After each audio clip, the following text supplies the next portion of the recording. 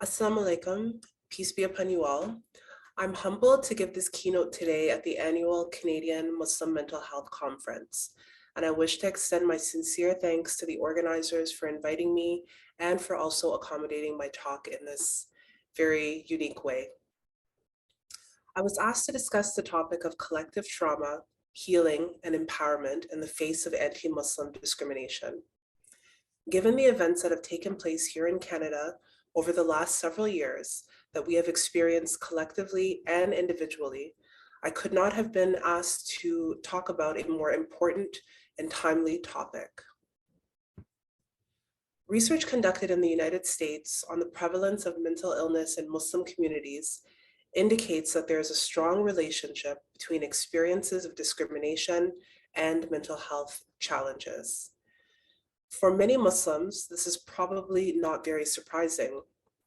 When we consider attacks that have been directed at our communities here in Canada over the last several years, such as the 2017 Quebec City mosque shooting, the slew of assaults committed against Black Muslim women in Alberta, and the most recent attack and murder of the Afzal family in London, Ontario in June 2021, we know very well that violent Islamophobia is and has been affecting our communities across the country.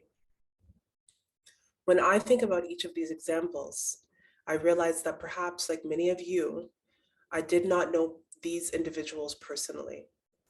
Yet the pain and the fear that I experienced after learning about them was visceral, and it impacted my own decisions, such as whether I would go to the mosque for prayers or wear my hijab in a particular way, or simply go for a walk in my neighborhood. This is the function of Islamophobia and discrimination. It is meant to evoke fear and scare us into believing that we could be next. In a 2020 report by the International Civil Liberties Monitoring Group, Islamic Social Services Association, and the Nour Cultural Center, it was asserted that Islamophobia is gendered, meaning that it, quote, operates according to gendered stereotypes about Muslim men who are characterized as violent terrorists and patriarchs, and Muslim women who are essentialized as subjugated victims and dangerous cultural vectors.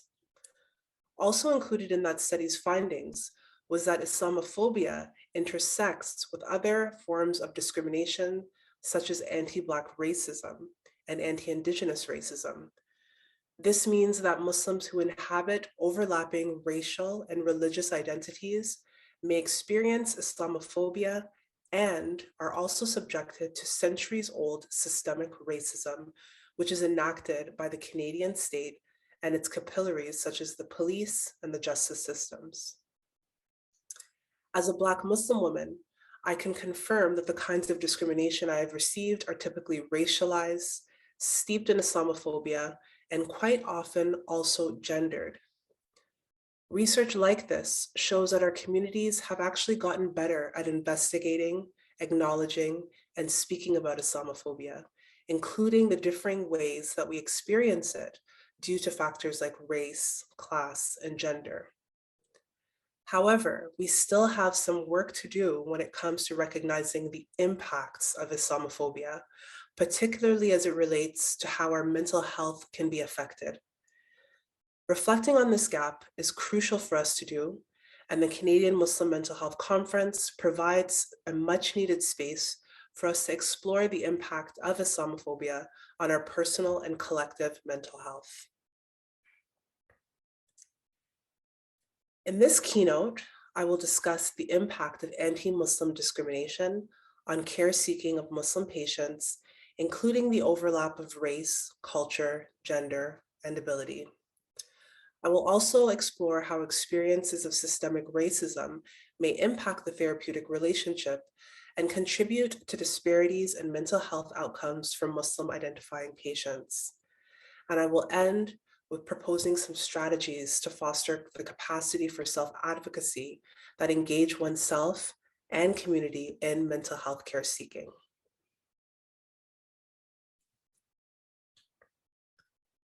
When we are considering the impact of anti-Muslim discrimination on patients who are seeking mental health care, we must begin with the understanding that existing mental health care models are based on one-size-fits-all conventions, and also that one-size-fits-all models are based on an idealized patient who is typically a white, heterosexual male, and who lives with no disabilities.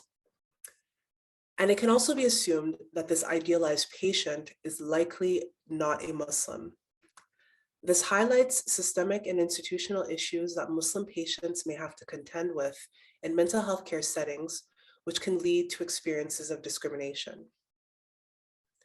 In practice, this means that although each patient comes to the mental health care environment with their own unique racial, religious, gendered, and cultural backgrounds, mental health care systems and models are not inherently built to address and incorporate such diversity into how patients are regarded, treated, or diagnosed. This can lead to patients feeling that their identities are disregarded and not meaningfully included in their care. It can also contribute to difficulties finding the right kinds of mental health care supports and other issues that can further marginalize already marginalized people. In addition to the systemic and institutionalized issues, there may also be practitioner-based anti-Muslim discrimination that Muslim patients experience when seeking out mental health care. Islamophobia is insidious, and individuals who are supposed to deliver the best care that they can provide may internalize and then project anti-Muslim ideas and sentiments onto Muslim patients. Some service providers, both non-Muslim and Muslim, can hold Islamophobic beliefs or discriminatory ideas about certain groups of Muslims, which pigeonhole us into certain rules and limit the care that we are offered and also are willing to receive.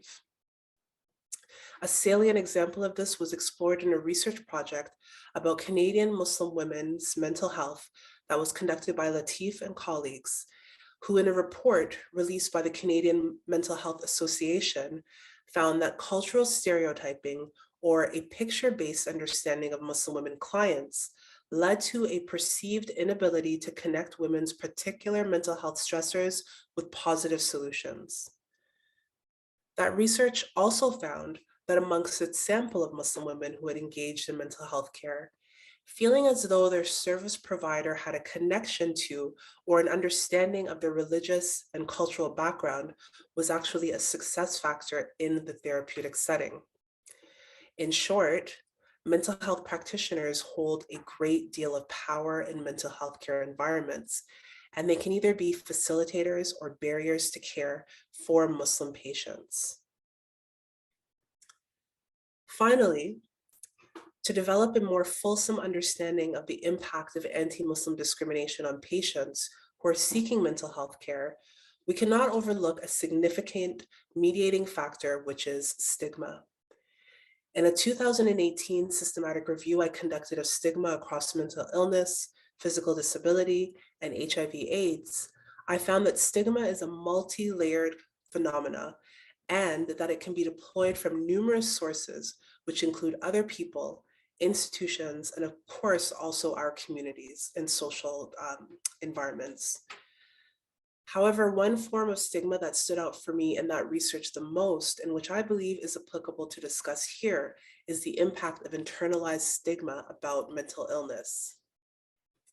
Internalized stigma about mental illness is oftentimes morally informed, and it sets up a binary understanding of ourselves, which pits our mentally well and therefore good selves on one side, and our mentally unwell and supposedly bad selves against one another. In establishing this binary, mental illness and mental health challenges are characterized and internalized as deficiencies of our cultural or religious selves. And this can and does hinder mental health care support seeking. For some Muslims, at the root of this is an internalization about certain ideals of how we are expected to be, which is mentally strong due to our relationship with God. And if we are having difficulties or having severe mental health experiences, then we are immediately in opposition to that idealized Muslim identity. We may begin to characterize ourselves as not being good Muslims, and mental illness is seen to be anti-Muslim or outside the confines of Islam. This can then be further exacerbated by our own families, our communities, and even our faith leaders who may hold stigmatized views about mental illness and cast judgment on those struggling as having weak faith or lack of connection to Allah. The very way that we characterize mental illness as being anti-Muslim or anti-Islam absolutely can cause us to self-discriminate and self-stigmatize, which delays or prevents our mental health care seeking.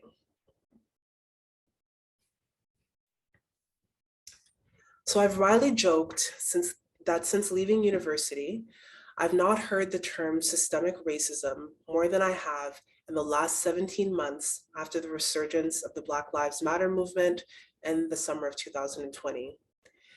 Many of us heard what was coined as a racial reckoning, which was largely spurred by video footage captured of the murder of George Floyd by a police officer. I'm sure many of us saw it or at least heard of the details. Since then, we have seen numerous examples of the extrajudicial killings of Black people and heard that term, systemic racism, used widely and as a way to describe how Black communities experience racism from multiple sources.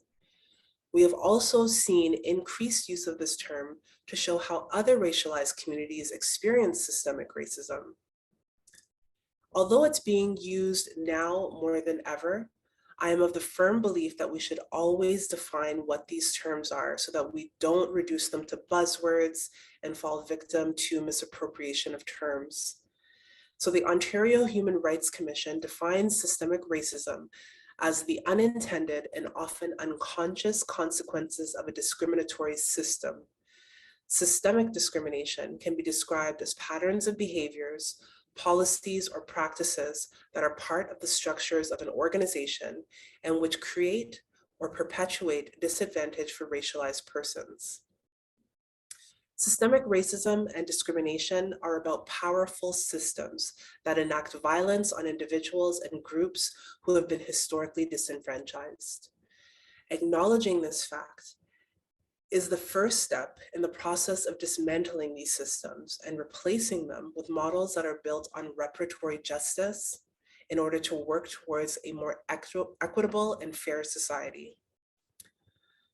To understand how people and communities' experiences of systemic racism can impact the therapeutic relationship and have adverse effects on disparities in mental health outcomes for patients that identify as Muslim, we must also understand how different forms of racism function in coordination with systemic racism, and also the ways that they are boosted up by systemic racism. We cannot overlook communities that have been bearing the brunt of systemic racism for centuries, such as the Black community. And for this reason, we must also consider how anti-Black racism overlaps with Islamophobia and can cause Black Muslims to experience unnecessary harm and violence in mental health care settings. According to the noted social work scholar, Professor Akua Benjamin, anti-Black racism is defined as the policies and practices which are rooted in Canadian institutions, such as education, healthcare, and justice, that mirror and reinforce beliefs, attitudes, prejudice, stereotyping, and or discrimination towards people of Black/African descent. From this definition, we can surmise that anti-Black racism necessarily functions and thrives by existing on multiple levels, the structural, systemic, and interpersonal levels. This definition's focus on the multiple modalities of anti-Black racism means it necessarily will affect Black people's mental health and how we access or are denied mental health care. Many mental health care services are not built to address or even acknowledge the co-occurrence of multiple forms of discrimination and racism. Black Muslims, for example, may face increased barriers to accessing mental health care supports because of discriminatory beliefs about their race and religion, which may be held by service providers and the institutions themselves. For example, ideas about Black people's supposed inherent criminality overlapping with the perception of Muslims being dangerous. Together, these work to pathologize Black Muslims and pigeonhole us to certain assumptions that are based on anti-Black racism and Islamophobia, and which prevent us from developing therapeutic relationships that can help to improve our mental health. Certain beliefs about Southeast Asian and people and individuals from the Middle East similarly function on multiple levels and are evidence of systemic racism. The idea that people from these communities are foreign or other and are therefore incompatible with the Western mental health care model is wrapped up in both ethnicity-based discrimination and Islamophobia. It must also be said that this occurs for Southeast Asian and Middle Eastern people, even if they're not Muslim. When this is coupled with the lack of Muslim mental health care providers of all backgrounds and ethnicities and religions, then we can further understand how Muslim community members may be hard-pressed to cultivate and maintain therapeutic relationships with mental health institutions and healthcare providers that they do not share many commonalities with. And on that previous point, the role of service providers as representatives of mental health care institutions cannot be understated. And their role as cultivators of positive therapeutic relationships is essential. For many Muslims, finding a Muslim therapist is difficult and in some cases impossible. This is even more challenging if you are seeking out free or low-cost care. Limited available options for Muslims without the financial means or insurance to select a therapist who looks like them and understands their religious context means that most must receive care from people who have little knowledge about who they are, their beliefs, and how these inform their mental health. And this is not to say that therapists who aren't Muslim cannot provide high quality, culturally responsive care, but the lack of choice is a barrier for health seeking for many Muslim people. In too many therapeutic interactions, Muslim patients must spend time explaining religious conventions, or they encounter mental health practitioners that may be unable or unwilling to implement services and supports that specifically meet the needs of Muslim patients. Some may also have racist or discriminatory attitudes about Islam or Muslims. All of these factors can exacerbate conditions like stress, anxiety, and depression, and in turn create even more deleterious conditions for people who are seeking help. So while much of the information that I've presented so far paints what could be perceived as a grim picture for members of the Muslim community, we must also recognize that we do have opportunities to affect change and to develop strategies to increase our individual and collective capacity for self-advocacy when it comes to mental health care. On a personal note, as a mental health care researcher, I take my job as highlighting the gaps and deficiencies very seriously, but I could not continue to do this work if I did not also work from an assets-based perspective that seeks solutions. So let's explore some of those strategies. First, one of the best things that we can do for ourselves is to know the systems that we're dealing with as best as possible. This can be very challenging given that mental health care systems are confusing for most, but approaching them piece by piece and with support helps us to take small steps that will add up. If you are entering an agency or institution for mental health care supports, we shouldn't be afraid to ask who our mental health care provider may be, if they're Muslim or if Muslim healthcare providers are available. We also shouldn't be afraid to ask if they have ever had Muslim clients or if they have any knowledge about Islam and any other information that will give you an idea of who you will be engaging with. Also, if possible, having some context about the organization itself is also helpful. Is it a community-based agency or is it a hospital? Is it a program that offers a limited number of sessions with a practitioner? This information can help to empower people through building knowledge and by extension, confidence. And it can also inform what kinds of follow-up or supplementary mental health care supports may be needed or pursued. Secondly, recognizing that some community members may have acute mental health needs and are unable to collect information about the mental health providers or the facilities that they're accessing speaks to the need for those who are around them to step up and provide support. I cannot say this enough. If your family member or friend is experiencing a mental health crisis and has decided to take the steps towards getting support, then they will need our support. Stigma is already a massive barrier to care, but community and familial support can be facilitators to mental health care. As Muslims, it's incumbent upon us to provide help to those in need, and especially to those who are in close proximity to us, such as our families. If you can drive the person to their appointment or take public transportation with them to their initial appointments, then that's something that you should explore. Or if you're only able to offer a phone call afterwards to check in, then that is also a significant supportive provision. Third, we must advocate against community-based mental illness stigma. Muslim communities, like many others, have deeply held beliefs about mental illness. And I say this to any community that I have the privilege to speak to. This is not a Muslim issue. It's not a Black issue. It's not a Southeast Asian issue. It's really everybody's issue. We're all struggling with this. We're not alone in this respect. Many other communities are fighting against this kind of stigma. But we can start with ourselves by working to undo the ways that we connect mental health to spirituality, and by deepening our individual understanding that everyone struggles at some point, and that this does not mean that we have a weak connection to God or to Islam. We also must be willing to divest from stigmatizing behaviors, words, and actions that are used to characterize mental illness and those who are experiencing mental health challenges. Too often we hear people gossip about people who are experiencing mental health hardships, and we say nothing, or worse, we join in. Advocacy begins with ourselves and in our communities. And if we cannot support those who are facing difficulties, the least we can do is not contribute to environments that further marginalize them.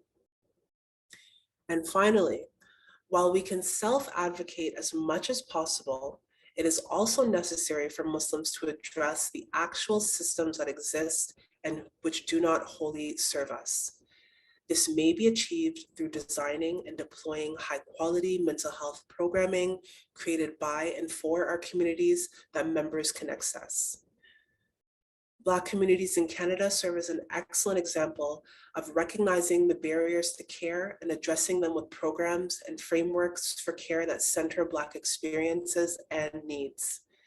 This provides a worthy alternative to those Western models that have been built without most of us in mind. Over the last few years, there's been an uptick in Muslim-led mental health organizations and programming, and we need more. And we also need low cost and free options for community members who face financial barriers.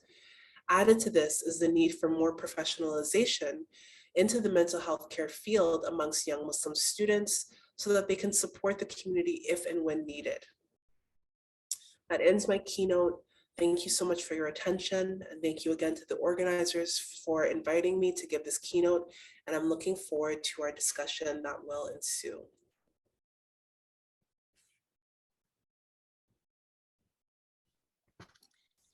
Thank you so much, Dr. Jackson-Best, for this very good introduction and thought-provoking ideas you've brought up about the systemic issues that we're facing, especially Muslim who are at the intersection of multiple minority identities and multiple areas of their identity that can be an obstacle for seeking care. And I think the points that you've added at the end of how we can ourselves be a support for family members, but also in our profession, in our roles, how can we advocate? And especially the fact that you talked about internalized stigma, which I find is a very good introduction for our audience for tomorrow's session, which will provide even more tools to destigmatize mental illness from within the Islamic tradition that's going to be given by Dr. Rania Awad. So I really thank you for this very thorough keynote. With the with what happened recently with George Floyd and our institution trying to address systemic racism, a lot of our institutions have taken up this idea of creating an EDI role, and we've been called upon as minorities to take on this role. What, from your perspective, as you've been doing those talks to other institutions and kind of advocating for more equity and diversity and representation in institutions, what do you think are some considerations that one has to have before taking up such role as an EDI or like trying to advocate within organizations? I think that the first question that we should ask ourselves is, what can I accomplish and what do I want to accomplish in the time that I have working on this committee or working with this organization in an EDI capacity? We know that a lot of responsibility and pressure is placed on people, particularly people who are racialized, Black, Indigenous, etc., who join EDI committees to be kind of like magicians. You invite us and we're going to solve everything, or we're going to be able to respond to every issue. And by the time our term is over, things will be completely fine in the organization. And that's not how it works, because systemic discrimination and systemic racism and exclusion and lack of diversity, these have been cultivated not over, tens or 20, these are hundreds of years sometimes, that this kind of exclusion has been cultivated in our societies, and which becomes reflected in these organizations. And so I think that it's important for people to ask, what kind of measurable change can I make in the time that I'll be sitting on this committee? Does that look like improved hiring of racialized people or Black communities or Muslim communities? Does that look like, changing the mission and the mandate of the organization to be better reflective of diversity, inclusion, and equity and justice? Or does it look like lending my voice to meetings over a year and seeing where it goes? I think that we need to be really honest with ourselves.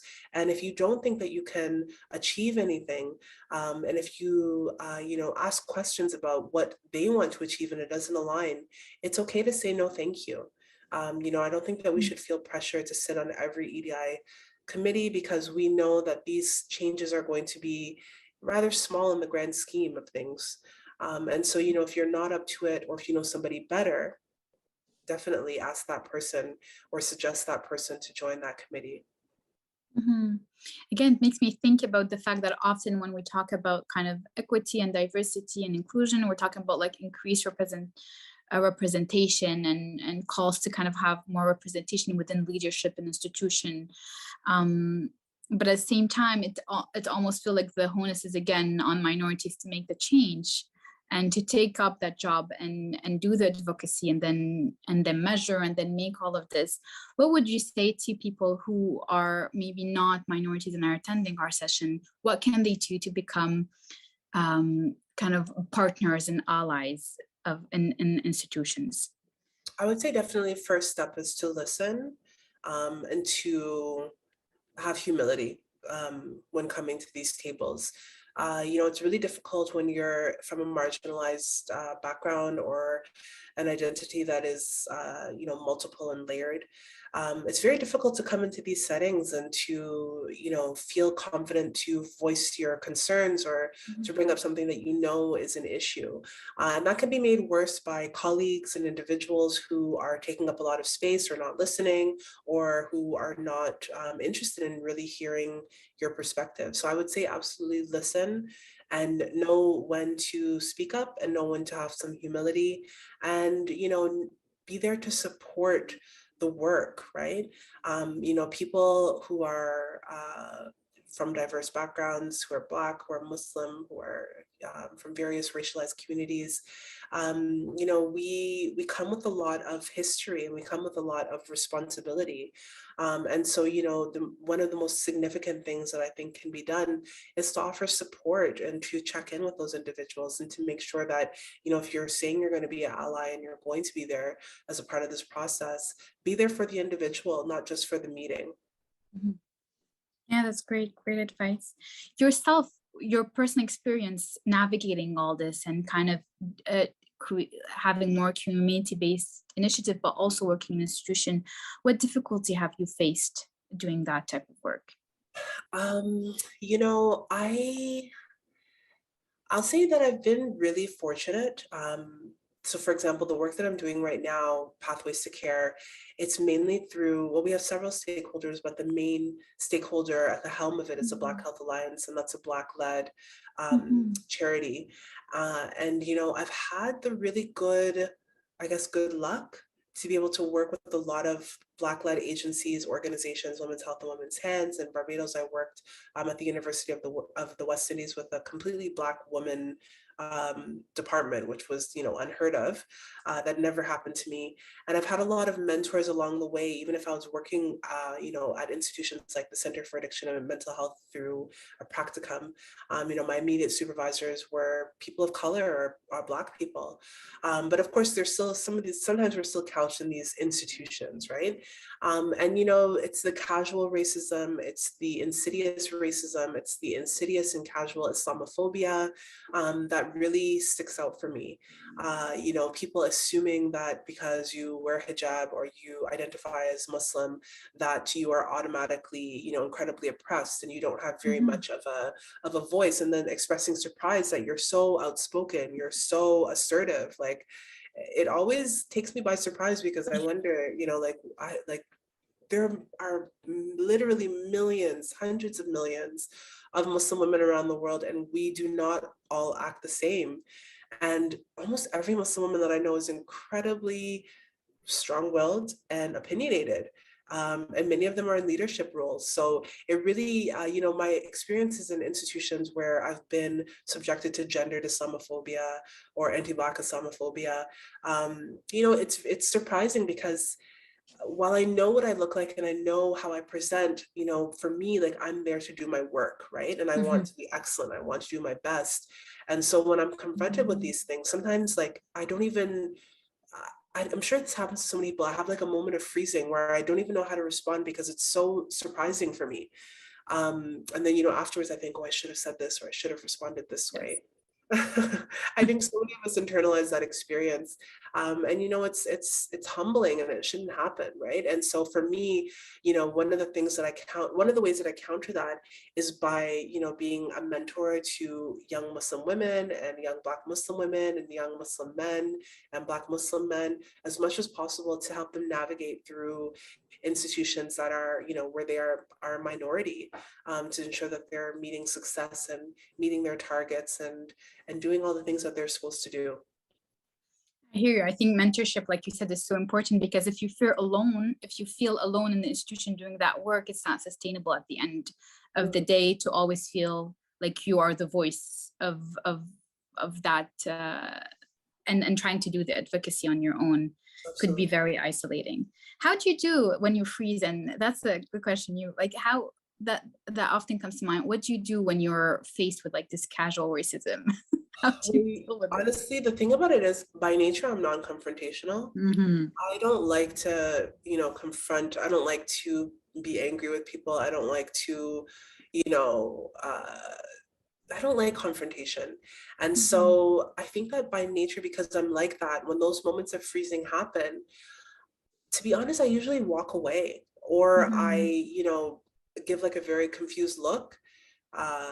And sometimes I'll be able to ask, well, what do you mean by that? That is the best response. What do you mean? Yeah, what do you mean by that? Or like, could you explain that a bit more? Because then the person is confronted with whatever ridiculousness they're saying, right? And you can start to pull at it and maybe even have a conversation about it. And maybe they'll feel embarrassed and maybe they'll reflect on it later and never say it again. That's the hope, right? But yes, it's definitely still a challenge for me. As far, you know, as much in my career as I've been able to go so far, it's still a challenge for me to say something and to speak up for myself when I'm confronted with these kinds of experiences. And to be fair, you know, it doesn't happen very often, especially in the last several years as I've been working with the Black Health Alliance. You know, my entire team is made up of, you know, young racialized women, Black women, and Black Muslim women. You know, it's phenomenal. And so we don't have those similar kinds of problems, but it also becomes a mission for me to ensure that people on the team who have even more marginalized identities are not being, you know, casual recipients of homophobia or, you know, classism, right? These are things that I think sometimes we take for granted. It also makes you think, you know, especially when you do research and you're trying to change also kind of stigma and things within your community, how to deal with then that not be used to kind of further stereotypes or prejudice in front of the mainstream communities. That's a really good point. I mean, you know, research must stand, you know, must stand on its own. It has to be ethical and accurate, of course. And, you know, sometimes we're confronted with hard truths in research, right? Sometimes we have to recognize issues like violence in our communities or, you know, other malignant issues that exist that we would rather not highlight. But that's why I said that, you know, the work that I do, yes, it highlights gaps and deficiencies and issues, but it also always has to focus on the assets, on the opportunities, on the facilitators, right? And so whenever you find an issue, I think it's important to search and look for recommendations to improve a certain thing so that people are just not left with that one narrative or that one piece of research that indicates, you know, you are bad and everyone around you is bad. Okay, this is not a great thing, but there's also this opportunity for change. And I think it's really important that we operate from that perspective. Of empowerment and kind of strength-based type of intervention. Absolutely. How do you respond to critics of mental health services, like that critics that criticize mental health services that are directed towards specific underserved population, citing that kind of all mental health services should be culturally and racially adapted, that we should not kind of create programs for specific communities? You know, this is a really interesting question because just this week, my team, we were developing a strategy. And so we were talking about the ways that language around equity has been co-opted. And the ways that, you know, this idea of equity means that, you know, hey, we're all we're striving towards this equitable society. So we all need to just be kind of regarded as the same. And why do you want to be different? And one way that that showed up was that, you know, we have been over the last year, we were running focus groups to explore mental health care needs and barriers to care and facilitators to care for Black youth across Ontario. And so we would, you know, advertise these focus groups because they were, you know, in 6 different cities across the province. And, you know, my team of researchers said that consistently, and even up until today, we have finished these focus groups since July. Somebody will find the advertisement for the focus group and say, well, why are you only focusing on Black youth? It should be all youth. All youth have mental health issues.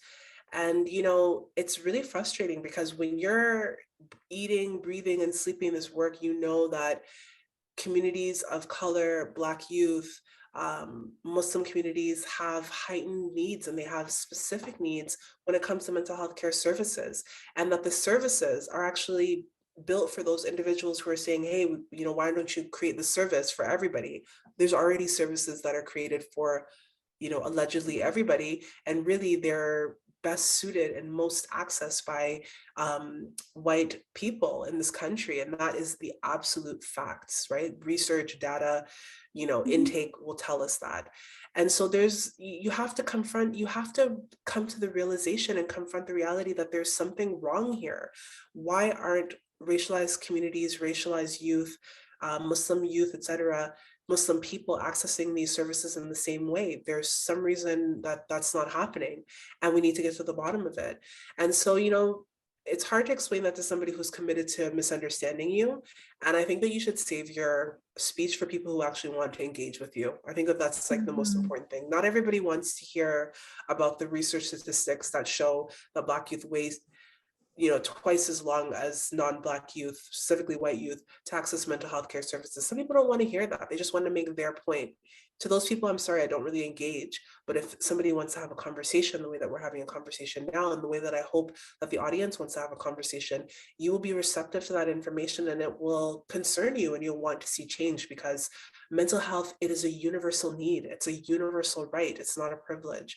And, you know, from the youngest to the oldest, we all deserve supports that reflect our racial, religious, cultural, gendered, whatever that might be, needs and our realities. Yeah, thank you for this. I don't know if someone else from our audience has questions, but that's what I had for tonight. because I think the other ones you had already discussed it in the common barriers to accessing care and in your line of work, the difficulties you face. And maybe then leaving our audience with like something they can kind of commit to or take a moment to think about and commit to in what they are doing and their line of work or within their communities that they can do to kind of change or help with this type of work. That would be, I think, a good way. So I mean, I think that, you know, one thing that I said was this discussion of stigma. I think that we all have a part to play when it comes to eradicating stigma from our communities and from our social environments and our religious contexts, etc. And also doing work to rid ourselves of that internalized stigma. There's so many people who feel as though if they ask for help or if they demonstrate that they need some assistance with regard to their mental health, that they'll be perceived as being deficient or, you know, outside of the confines of so-called normacy.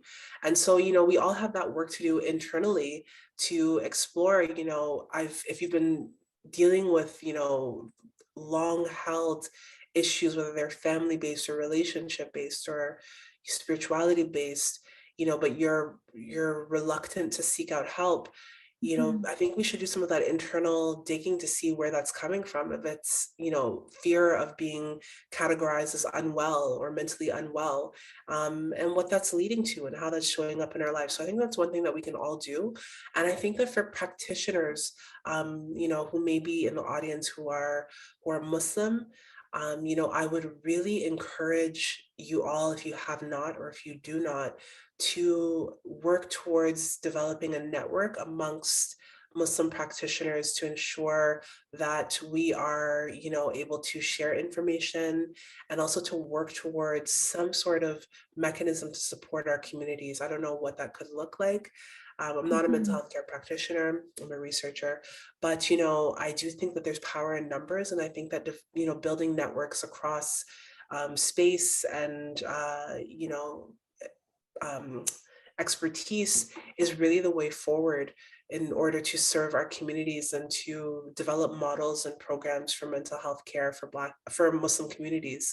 And for non-Muslim, you know, practitioners who may be in the audience, it's really your job, I think, to ensure that you're supporting that kind of network building and that you're also getting a really good, deep knowledge of the issues that your clients face, whether they are Muslim, Black, Middle Eastern, Coptic, you know, it doesn't matter what it may be. It's really important for you to create a caring environment where those individuals don't have to spend half of their time discussing, you know, various religious or racial conventions to you.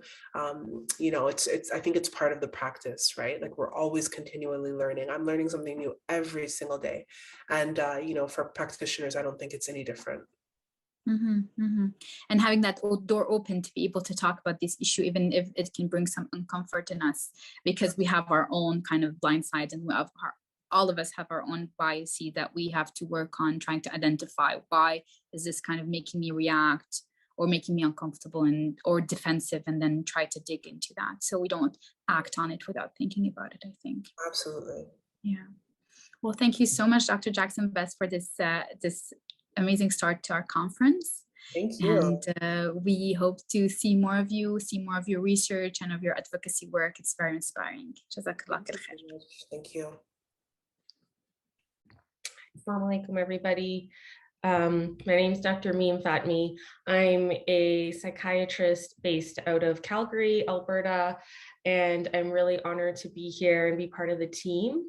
On the CMMHC committee, I have been serving as the EDI co-lead, and it's been an honor to work with this group of people. So we'll continue with our keynote session. And the next speaker that I have the honor of introducing is Ms. Nour Farhat. So Nour Farhat is a lawyer in constitutional and criminal law in Montreal. She is the holder of a master's degree in criminal law, and she has a strong interest in matters related to human rights, criminal and constitutional law. Ms. Farhat speaks regularly in the media in order to comment on current legal developments, particularly criminal law and Canadian constitutional law. She has been involved for several years in the promotion and defense of fundamental human rights. And just before I introduce Ms. Farhat, I'll just remind everyone you can keep submitting questions in the Q&A, and that we will answer the live Q&A all together at the end of the following 2 keynote sessions. So without further ado, Ms. Farhat.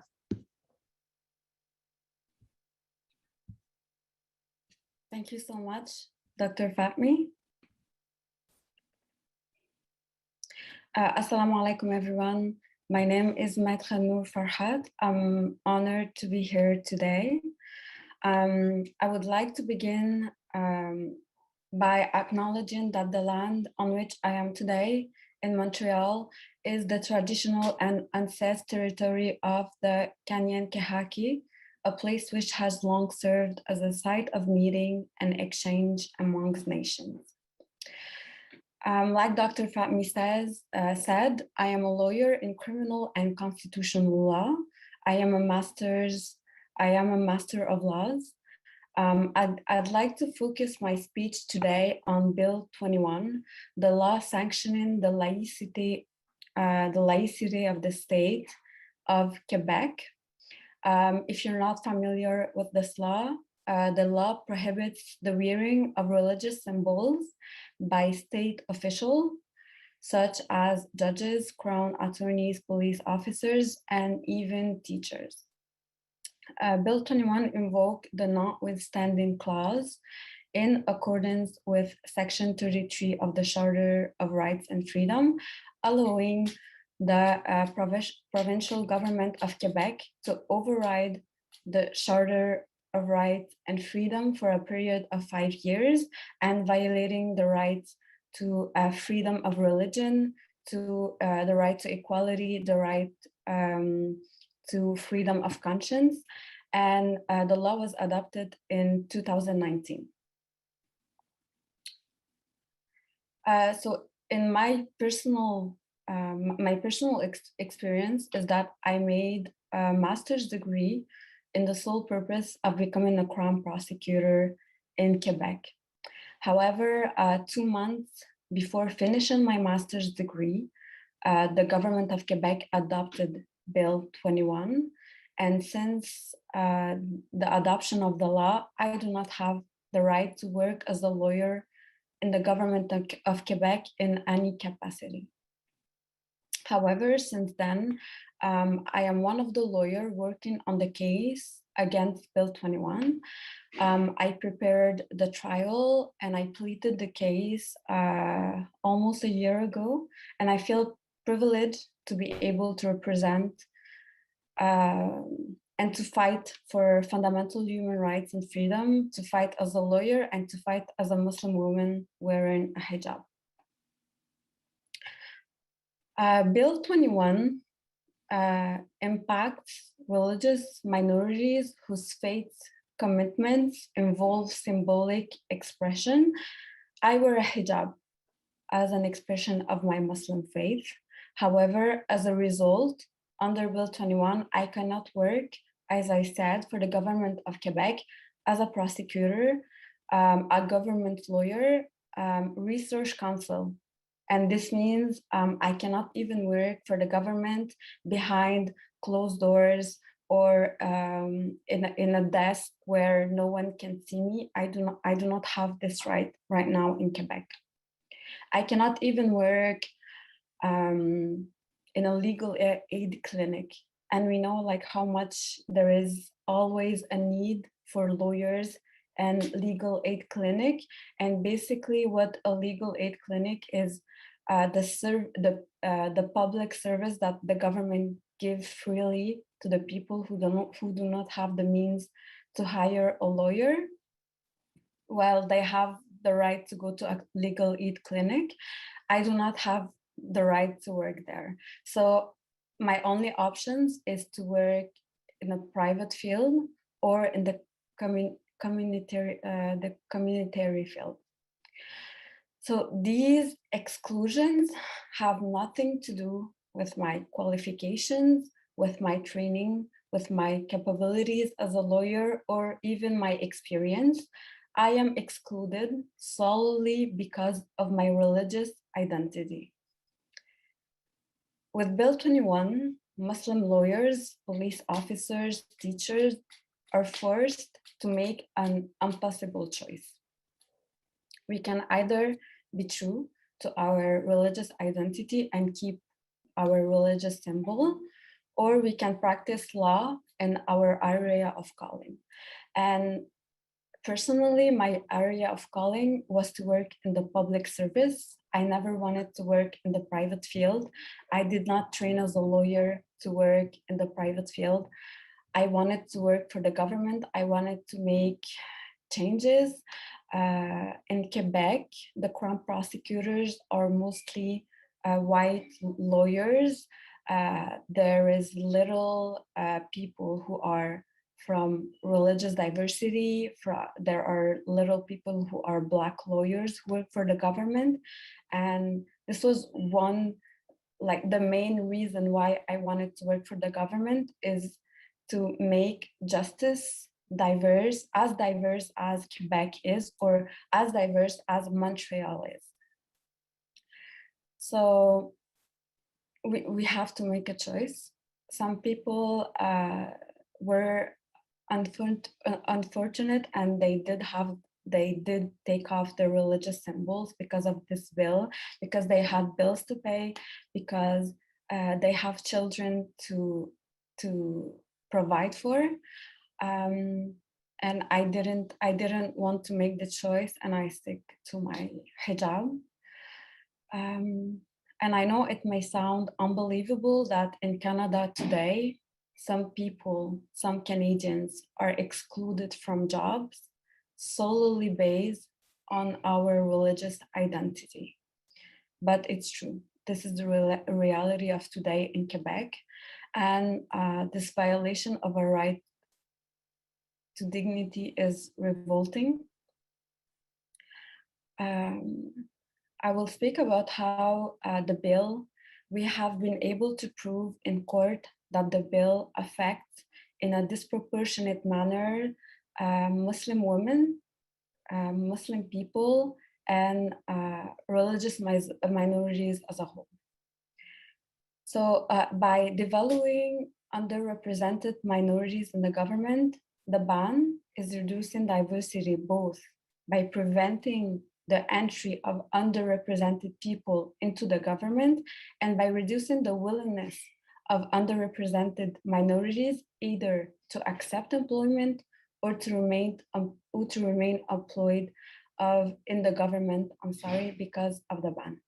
Even if these people were simply to remove their religious symbols as a result of the ban is still harming the people and the society as a whole, because the suppression of visible religious symbols sends a clear message to all the people of Quebec and to Muslim people especially, that our identities as Muslim people, as Muslim women who wear the hijabs, are unwelcome in Quebec today. I wanted to make, I know you're all doctors, but I wanted to talk about the impact of legislation on how society reacts to certain minorities. So legislation is one of many ways that norms are conveyed in a society. And these norms can shape attitudes and prejudice. Legislation can cause changes in prejudice toward social groups depending on how the legislation is perceived by the public. When the legislation is perceived by the public to impose constraints or obligation on a social group differently than for the majority, is it perceived as a tacit disapproval of the group, thereby increased prejudice and hate crimes. And we were able to prove in the trial that Bill 21, this law, was perceived by the public to impose constraint on Muslim people, on Muslim women specifically, and that people made the link between Bill 21 and Islam first, and then with women who wear the hijab, even though the law is also affecting people, Sikh people who wear the turban or Jewish people who wear the kippah. So Bill 21 bans the wearing of all religious symbols, like I said, by certain public sector employees, and is therefore perceived as conveying a norm about people who wear religious symbols. So we start to see the impact of this bill, of this legislation, on how people act toward Muslim people on the streets, on public spaces, and the link between the legislation and the ban of religious symbol was directly linked to the I'm searching for my words. So to the augmentation of hate crimes in Quebec. So there was a direct link between this ban and the augmentation of hate crimes against Muslim people and Muslim women, especially in Quebec, Muslim women who wear the hijab. So Bill 21, the Bill 21 ban is associated by the public with religious minorities, as I said, but especially and particularly women who wear a hijab. And it is signaling a norm that this social group specifically is a group that is unwelcomed, that is a group that we don't want to see. We don't want this group to be public anymore. And therefore, it is resulting in increased prejudice, like I said, toward this group and more negative outcomes for individuals belonging to this group. As a result, for example, my own path of being a lawyer that publicly spoke against Bill 21, and as a lawyer who navigated the trial against Bill 21, and as a Muslim woman who wears the hijab, I was welcomed by continuous hate mails, insult, threats, death threats to end my career, and invitations to end my life. And it was not like one message per month. It was dozens of messages daily saying to me, you should kill yourself. You do not belong here, and you should and really, like, I don't want to say the insults because they were really derogatory and really misogynistic and really racist, but it was a daily thing for me to receive insults by Quebec people since the adoption of the law and since I dared to speak against this bill. And even in my own profession, I was seen as someone who was talking too much about Bill 21, and I was invited to stop speaking against Bill 21 in multiple occasions. So it was really it was really a difficult moment of my life when I did this trial against Bill 21. It was a 2-month trial with which is something that is gigantic in a life of a lawyer, a 2-month trial. But it was kind of a traumatic event because let's say when I was in the courthouse, I was followed to the bathroom by people who were telling me like, are you stupid? You're oppressed and you don't see it. You're so stupid.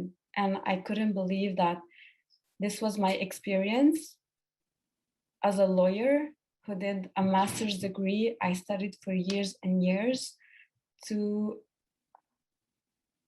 go to a courthouse and plead a case and being followed by people who hated me as a Muslim woman. And the thing is, my colleagues, we were almost 40 lawyers in this case. None of my colleagues received like 1% of the hatred that I received, whatever their position on Bill 21 was.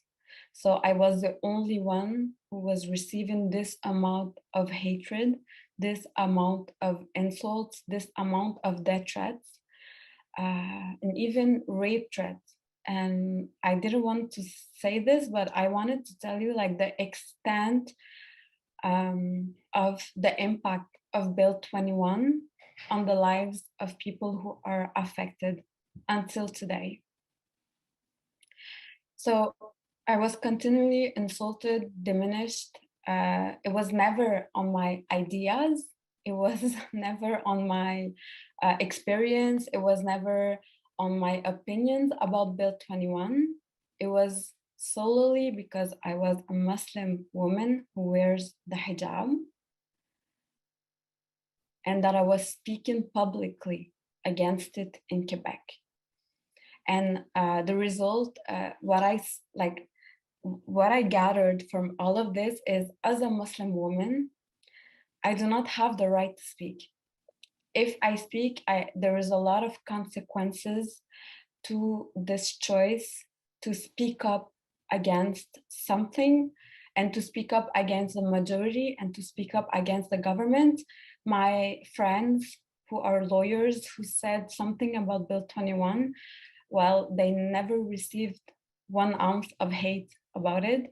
But the fact that I was a minority, I was a Muslim woman who wears the hijab and daring to speak about against Bill 21, well, for the majority in Quebec, it was stay in your place and know your place. But I didn't want to stay in my place. So I was able to survive this. I can say now that it was a traumatic trial. I was able to survive it by trusting Allah, honestly. It was the only thing that was guiding me throughout my whole trial. The fact that I know that what I'm doing, God is on my side. And I was on the good side of history. I was on the good side of my values. I was on the good side of what Allah wants me to do. And as a lawyer, I had this responsibility to talk against this bill and to do everything in my power to plead the case. So I wanted to share with you one of the verses of the Quran that really helped me in this period. And it was the following: O you who believe, seek help with patience, perseverance, and prayer, for God is with those who patiently persevere. And patience was one of my biggest ally. However, I really wish, and this is why I'm here today, I really wish that the support of the Muslim community was more active, was more, the Muslim community was more supportive and more present against what was happening and is still happening. And I wish I and people who were like me affected by the bill until today had support. I see that my time is almost finishing up, but the reason I'm speaking to you today is to ask you to consider this, that in Quebec, there is a ban. Women, Muslim women who wears the hijab are collectively receiving hatred against Islam. They're the forefront of Islam because they wear a hijab, they're visibly Muslims. And I didn't see a lot of support for these women, and they're in distress, if I can say. I'm receiving a lot of distress of this one, but I'm not formed. I'm a lawyer. I'm not a doctor. I'm not a psychiatrist. I'm not a psychologist. I'm not able to provide them with help with their mental health, but I can see that these women are really fighting with their mental health at the moment. So to finish up my speech, I wanted to tell you that Bill 21 to this day affects women, Muslim women, in a disproportionate manner, and especially Muslim women who wear the hijab in Quebec. I'm asking all the people who are listening today to not forget the enormous social and psychological impact that discrimination and systemic racism could have on the people who are affected by legislation and governments. This barrier, the barrier of Bill 21, erected between the majority and the minorities, makes the inequalities already present in society, especially in Quebec, even more flagrant. The impact of laws who police and control the bodies of minorities, in this case, the bodies of Muslim women, should never be taken lightly. And I'm asking the doctors here present and members of the public to take collective and proactive actions to support Muslim women who are affected by these kind of discriminating laws. Thank you so much, everyone.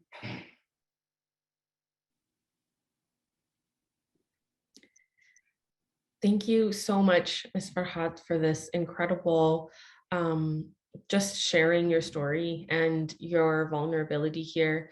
I think it goes without saying that we really appreciate you on the front lines working so hard for all of the struggles of not only Muslim women, but those of us trying to practice our faith in this country in general. So we thank you so much for this moving talk, and we will certainly have some time for questions at the end, but I will just, if you're interested, we have some comments from the audience that were directed to hosts and panelists that you would be able to see about just thanking you for your courage and all of the amazing work that you're doing for us. Thank you so much. I have a lot of thoughts and emotions myself, but we'll save the Q&A and comments for after Dr. Hankir's talk as well. But I thank you again.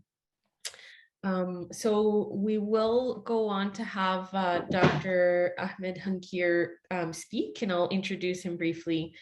So Dr. Ahmed Hankir is a professor of academic psychiatry at the Carrick Institute for Graduate Students in Orlando, USA, and a senior research fellow at the Center for Mental Health Research in association with Cambridge University in the UK, as well as in public engagement and education lead for the World Health Organization, Collaborating Care Center for Mental Health Disabilities and Human Rights at the Institute of Mental Health, Nottingham University, UK.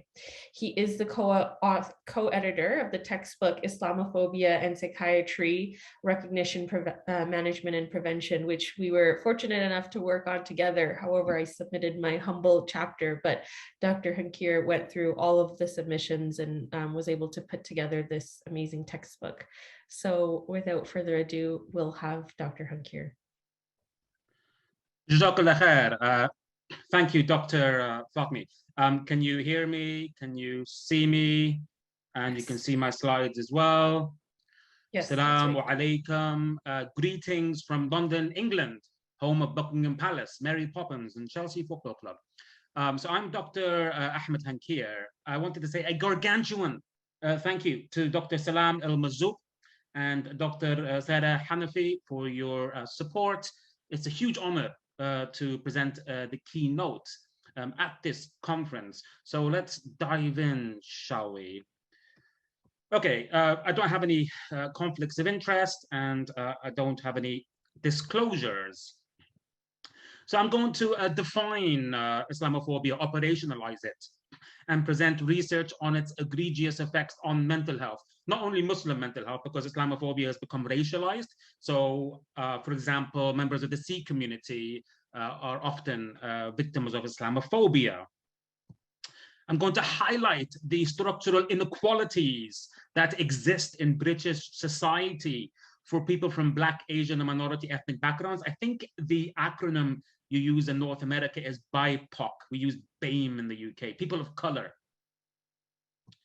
And I'm going to illustrate how Islamophobia has stealthily infiltrated mental health care policy and provision in the UK, and discuss and describe innovative ways to challenge Islamophobia.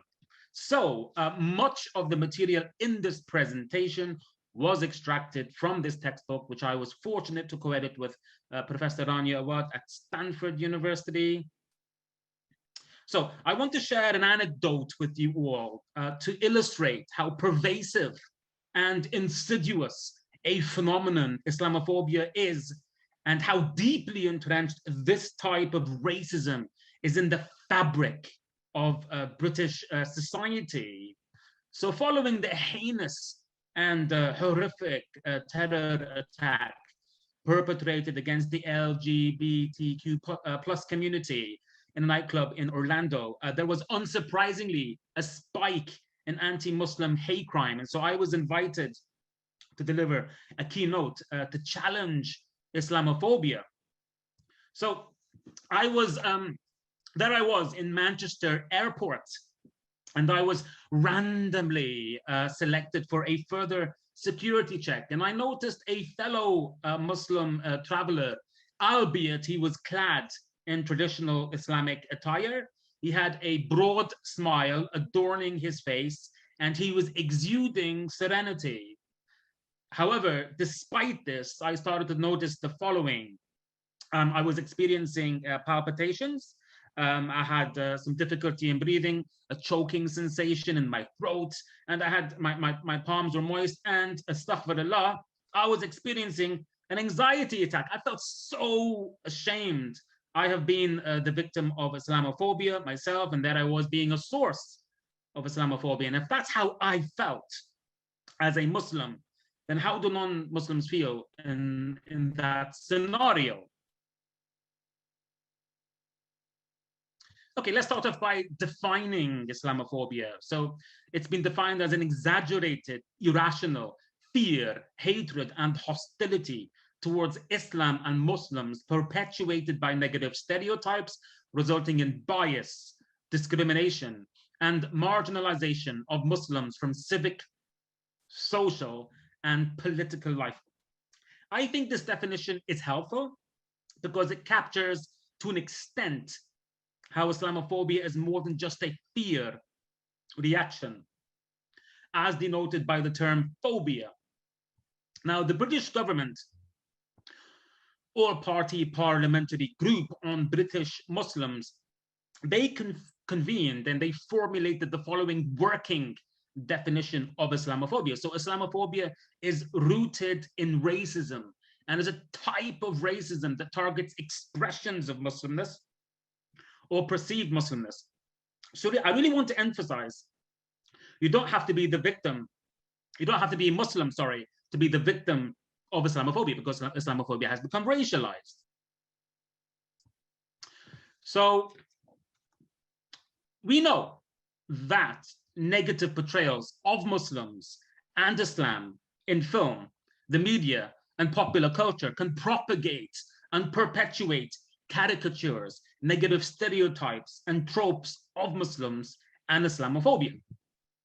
This is Riz Ahmed, a British Muslim Emmy Award winning actor, and he's been nominated for an Oscar, and he's being touted to succeed Daniel Craig as the next James Bond, for your information. And Riz uses his celebrity to challenge Islamophobia. He's very vocal. I'm a huge admirer of him and his work. So the Riz test which is named after Riz Ahmed, was conceived to assess if the portrayal of Muslims on our screens propagates and perpetuates Islamophobia. And it is administered by asking the following 5 questions. So if the film show stars at least one character who was identifiably Muslim by ethnicity, language, or clothing, is the character 1 talking about the victim of or the perpetrator of terrorism? 2, presented as irrationally angry. 3, presented as superstitious, culturally backwards, or anti-modern. 4, presented as a threat to a Western way of life. And 5, if male, is he presented as misogynistic? And if female, is she presented as oppressed? If the answer for any of the above is yes, then the film, TV show fails the Riz test and is likely culpable of propagating and perpetuating Islamophobia on our screens. So perceptions of Muslims are heavily influenced by how we are portrayed in the media. So Professor Paul Baker and colleagues at Lancaster University in the UK leveraged computer software technology to analyze over 200,000 newspaper articles written about Islam and Muslims between 1998 to 2000. And the researchers revealed that for every one positive word describing Muslims and Islam, there were a staggering 21 negative words. So for every one positive word describing Islam and Muslims in the print media, there were a staggering 21 negative words. And it's no wonder why even I, a proud British Muslim who campaigns against Islamophobia, experienced an anxiety attack when I was in the airport and I saw the fellow Muslim traveler. So how does the media report terrorism? So I think it very much depends on the background of the perpetrator. So this is Darren Osborne, the terrorist behind the 2017 Finsbury Park Mosque attack in North London. And he was initially described by the media as a jobless lone wolf and a father who had mental health problems. Wait a second, are you thinking what I'm thinking? Now, this picture may seem comical, but many would argue there is some, if not plenty, of truth imbued in it.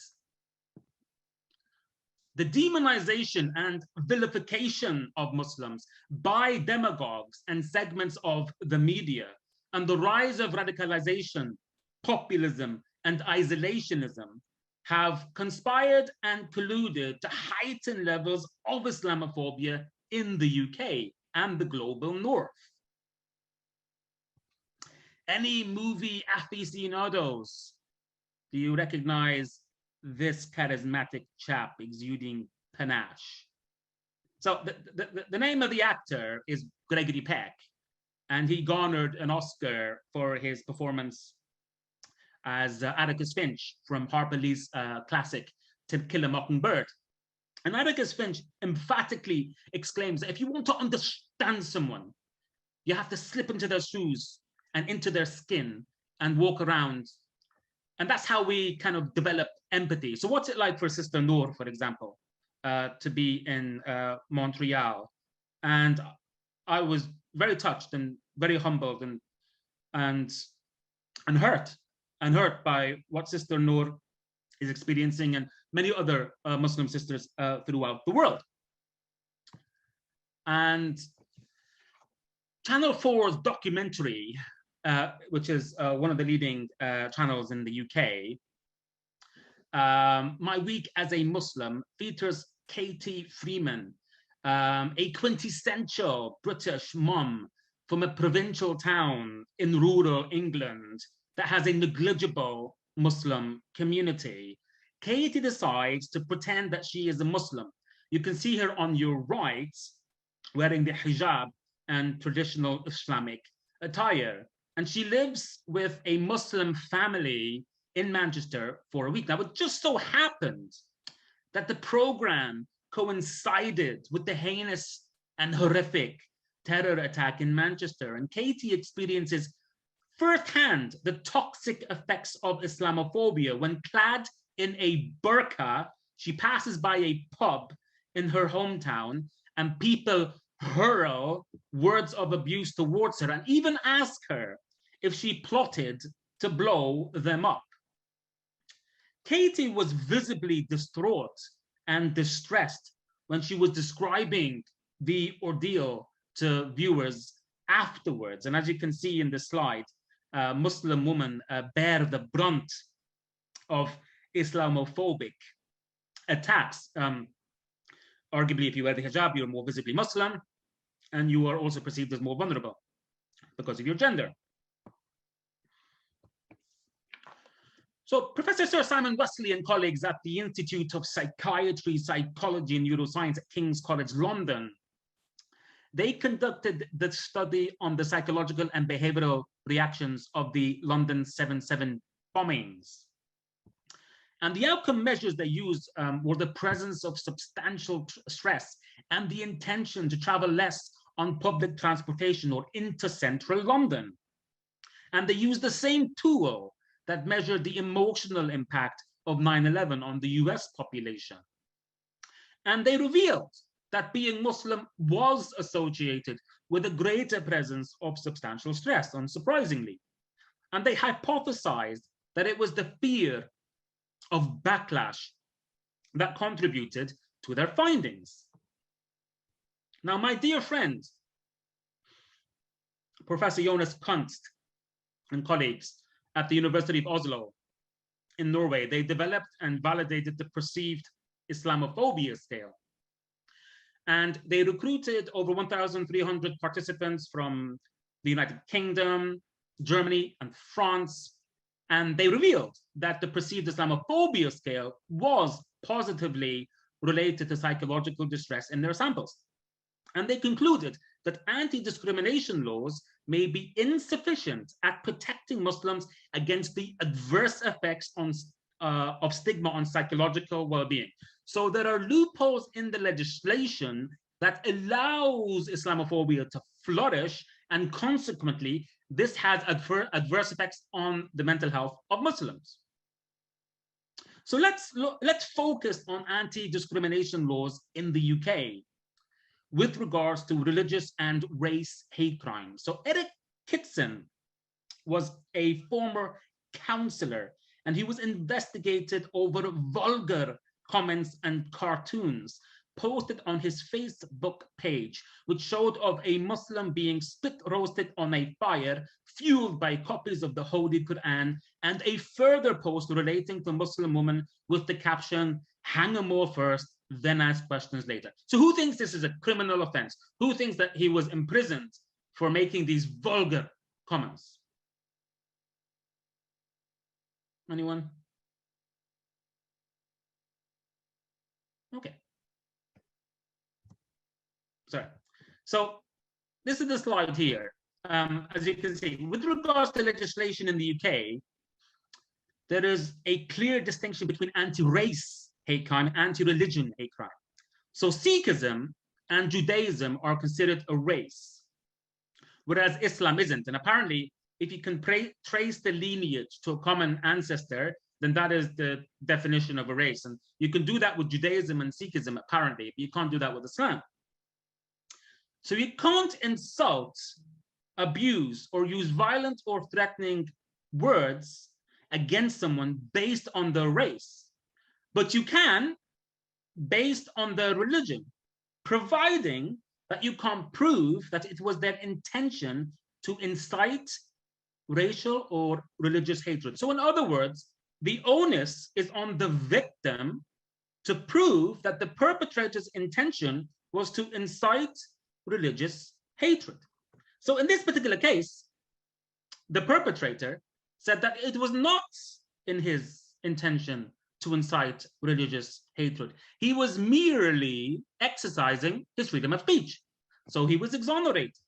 So this is what Jonas Constant colleagues meant by loopholes in the legislation that allows Islamophobia to flourish, and consequently this has adverse effects on the mental health of Muslims. Now, no talk on Islamophobia would be complete without reference to the atrocities that occurred in New Zealand on the 15th of March 2019. As we all know, I'm sure, a terrorist opened fire on Muslim worshippers at Al Noor Masjid and Linwood Islamic Center, murdering 51 people. Now, I used to work in New Zealand as a psychiatrist, and I prayed in Al Noor Masjid, and I met many of the people who were massacred. On the day I discovered the attack, I was in the UK, and I was absolutely devastated. I don't care if this shatters my masculine bravado. I was crying inconsolably. Toxic masculinity permeates our Muslim communities. We need to rewrite the narrative and what it means to be a strong man, and expressing your emotions and seeking help, regardless of your gender, are signs of strength. So I was reduced to tears. I couldn't believe it. When I arrived in New Zealand, I didn't know anyone, and there was a beautiful Muslim brother who obtained his PhD from Michigan State University, Mustafa. May Allah be pleased with him. He was the most gregarious, vivacious, and effervescent person I know, and he is such a beautiful soul. And then when they were interviewing him, the BBC, he just looked like a ghost, and it was heartbreaking to see. So, anecdotally, clearly there's an association between Islamophobia and psychological distress. Now in 2019, I co-organized the inaugural Global Muslim Mental Health Conference in Cambridge University, and we collaborated with Michigan State University. And we were fortunate to host Bahiyya Ahmed Darwish, so a Muslim American who traveled to New Zealand to provide therapy to the people affected by the Christchurch mosque terror attack. And this is Ma'af. At 3 years of age, he was the youngest person killed at the Christchurch mosque terror attack. Ma'af's mother met with Bahiyya and asked her to share Ma'af's story with the world. And Bahiyya promised that she would, and I promised Bahiyya that I would. Ma'af was clinging onto his father's leg, and the perpetrator, in broad daylight and point blank range, shot him in the head. Let there be no ambiguity, and we can't emphasize this enough. Islamophobia is lethal. Islamophobia is killing people. Allah yarhamak. Ma'af. Now we as Muslims believe that he is an angel watching over us. And our hearts, our prayers go out to his mother, every mother's nightmare to outlive their children, especially in this horrific manner. So in December 2019, the New Zealand government consulted me and asked me if I could review this proposal for 700,000 New Zealand dollars to conduct research on the psychological consequences of the March 15 terror attacks. And the proposal was very robust. They consulted the Muslim leaders, the imams, and it went beyond. I loathe the term cultural competence. I think we need cultural humility or faith humility. I think you know what I mean by that, or religious humility. And that's what the principal investigator and his team, that's what they demonstrated. They consulted the imams of the mosques in Christchurch, and the New Zealand government authorized the allocation of resources to conduct research that will generate data to provide us with a deeper understanding of the impact that this atrocity continues to have on the mental health of the people who were in the mosques at the time of the atrocity, and the first-degree relatives and spouses of those who were tragically killed.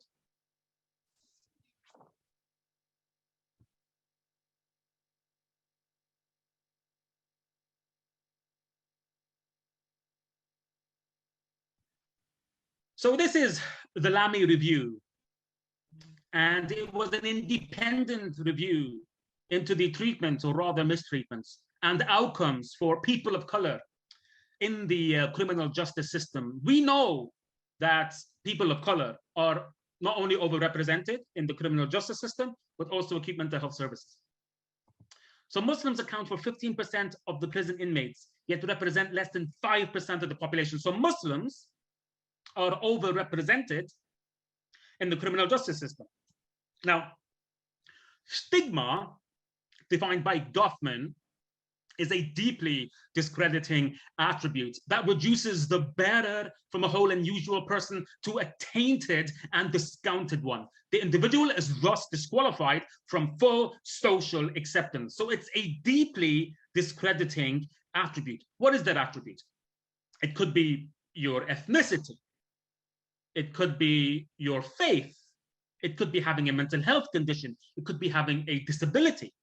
So intersectionality is a term in the stigma literature whereby you have layer upon layer upon layer upon layer of deeply discrediting attributes. So here we have the quadruple whammy, or the quadruple stigma.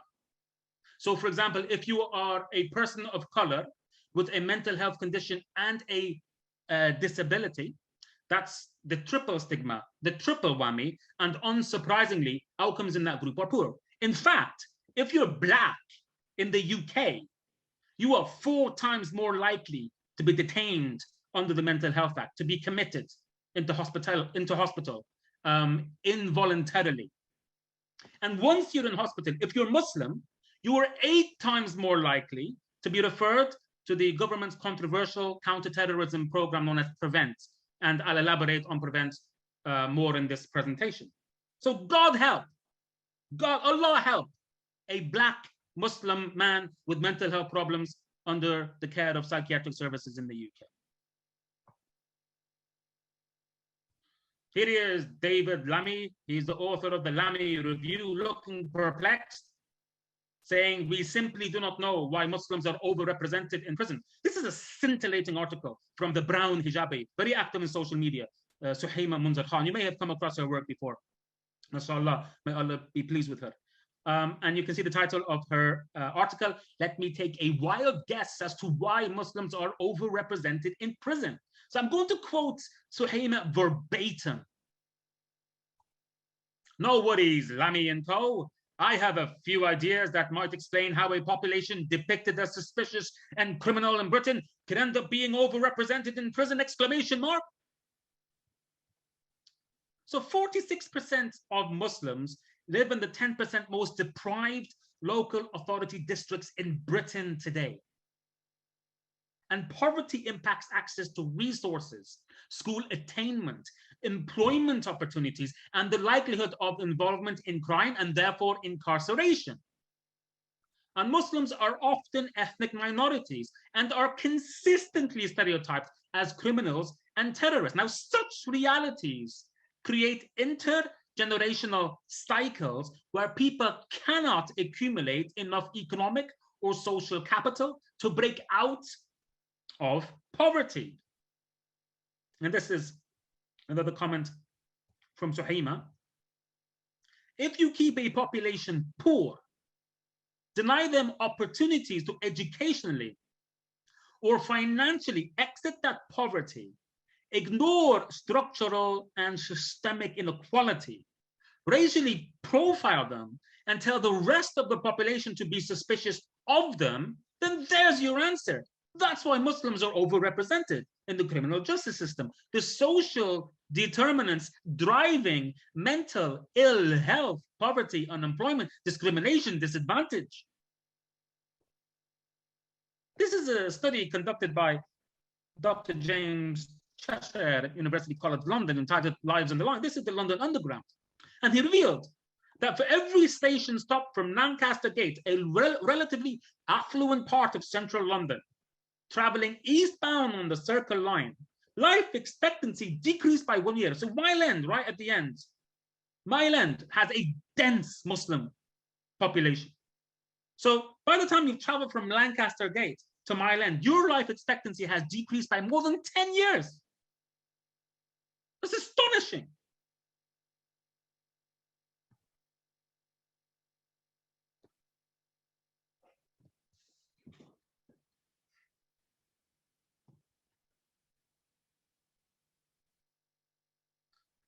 the infiltration of Islamophobia in clinical practice. So PREVENT is one of the 4 strands of the British government's counter-terrorism strategy, known as CONTEST.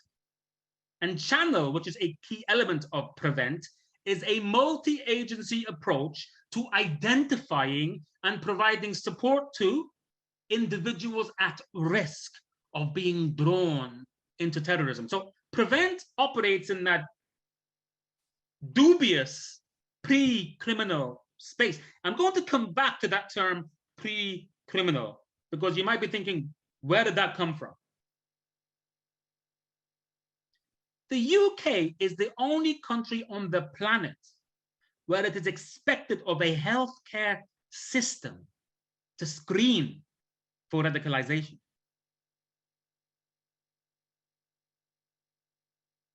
And NHS trusts are legally obliged to train staff to report patients or colleagues they suspect of being radicalized to safeguarding teams. So, as I mentioned, you might be thinking, where did that term pre-criminal space come from? It sounds like something from science fiction, doesn't it? I mean, this is government policy, by the way. And if you're thinking it sounds like something from science fiction, you're not wrong. The term pre-crime was said to be coined by the science fiction writer Philip K. Dick, that short story starring Tom Cruise. Can you believe it? These are the terms they're using in policy.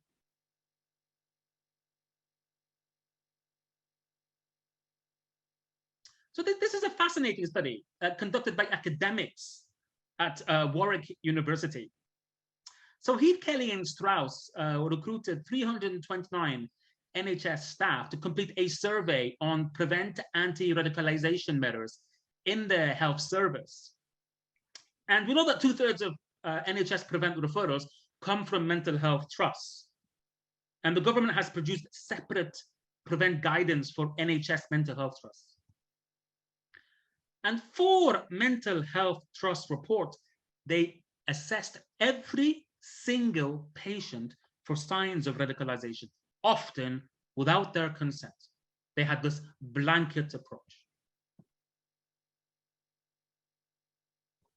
2/3 of respondents report they were not confident that they could distinguish between someone who had been radicalized from someone who had an interest in Middle Eastern politics. And patients were being referred to PREVENT for going on pilgrimage to Mecca or for watching Arabic television. That's how absurd this policy is and how discriminatory. And do you know how distressing, to say the least, to use a euphemism, it is to be referred to PREVENT? I know doctors, Muslim colleagues, brothers, and they were distraught because in their hearts, they decided to choose medicine to heal and to help. And they've been accused of having intentions to harm. And it's deeply distressing.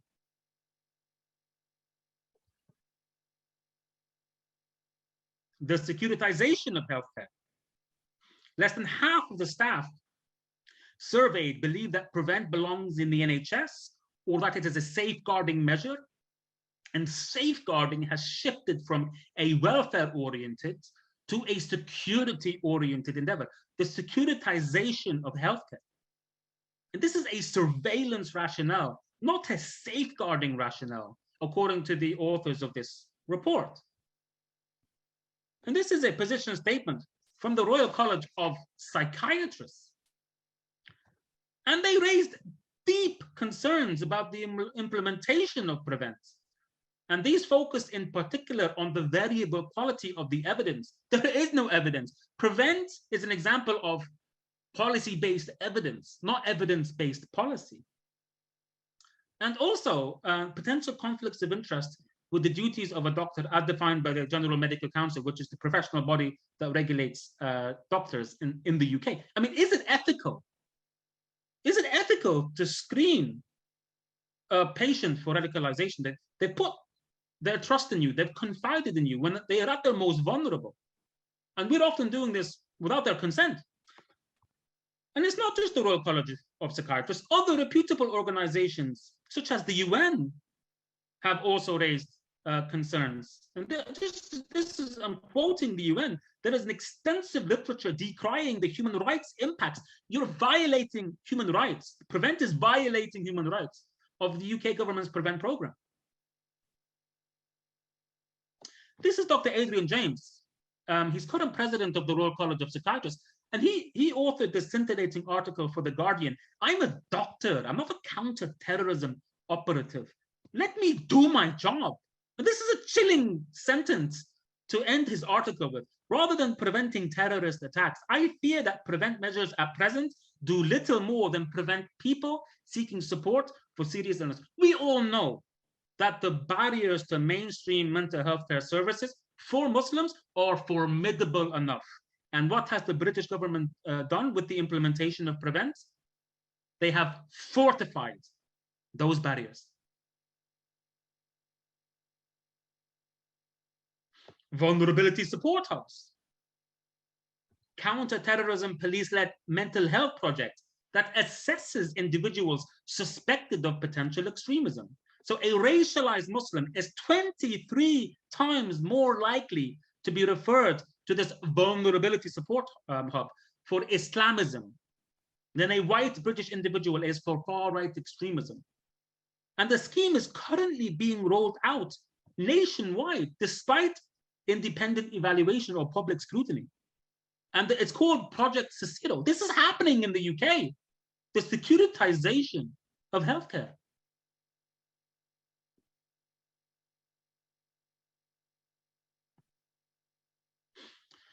So Muslim Engagement and Development is a non-governmental organization based in the UK, and their aim is to challenge Islamophobia and to empower, dignify, and humanize Muslims, because Muslims are being dehumanized.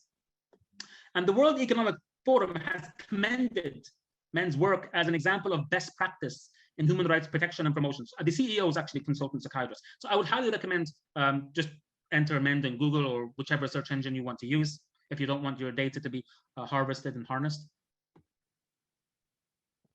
So what can we do to challenge Islamophobia? So at the level of the individual, leverage the power of digital technology and social media. Do not go gentle into that good night, but tweet against the dying of the light. That's what you can do at the level of the individual. Create a Twitter account or go on LinkedIn or whatever, and share this slides from this presentation, for example, or you can even share Dalia Mujahid's TED Talk, and I'll come to that in a moment. And these are other examples of what we can do at the level of the individual. If you witness an Islamophobic attack in the workplace setting, report it to the police. I mean, obviously in the UK, if you're in London, report it to the London Metropolitan Police. And the Muslim Engagement and Development have an Islamophobia response unit. So that's what you can do in the UK. What about at the level of the hospital? So there can be mandatory training on the impact of race and religious hate crime in healthcare and how to react to it, and training for supervisors on how to provide pastoral support to victims of religious and racial hate crime. This is Dalia Mujahid. I'm sure many of you are familiar with her TED Talk. So harness the power of social media and share this TED Talk with her. That's what you can do at the level of the individual to challenge Islamophobia. And Dalia Mujahid said that Muslims are like canaries in a coal mine. Although we are the first to feel it, the toxic fumes of fear are harming us all. And this is the guide if you witness an Islamophobic attack in public transportation. And this is in the city of Boston in USA.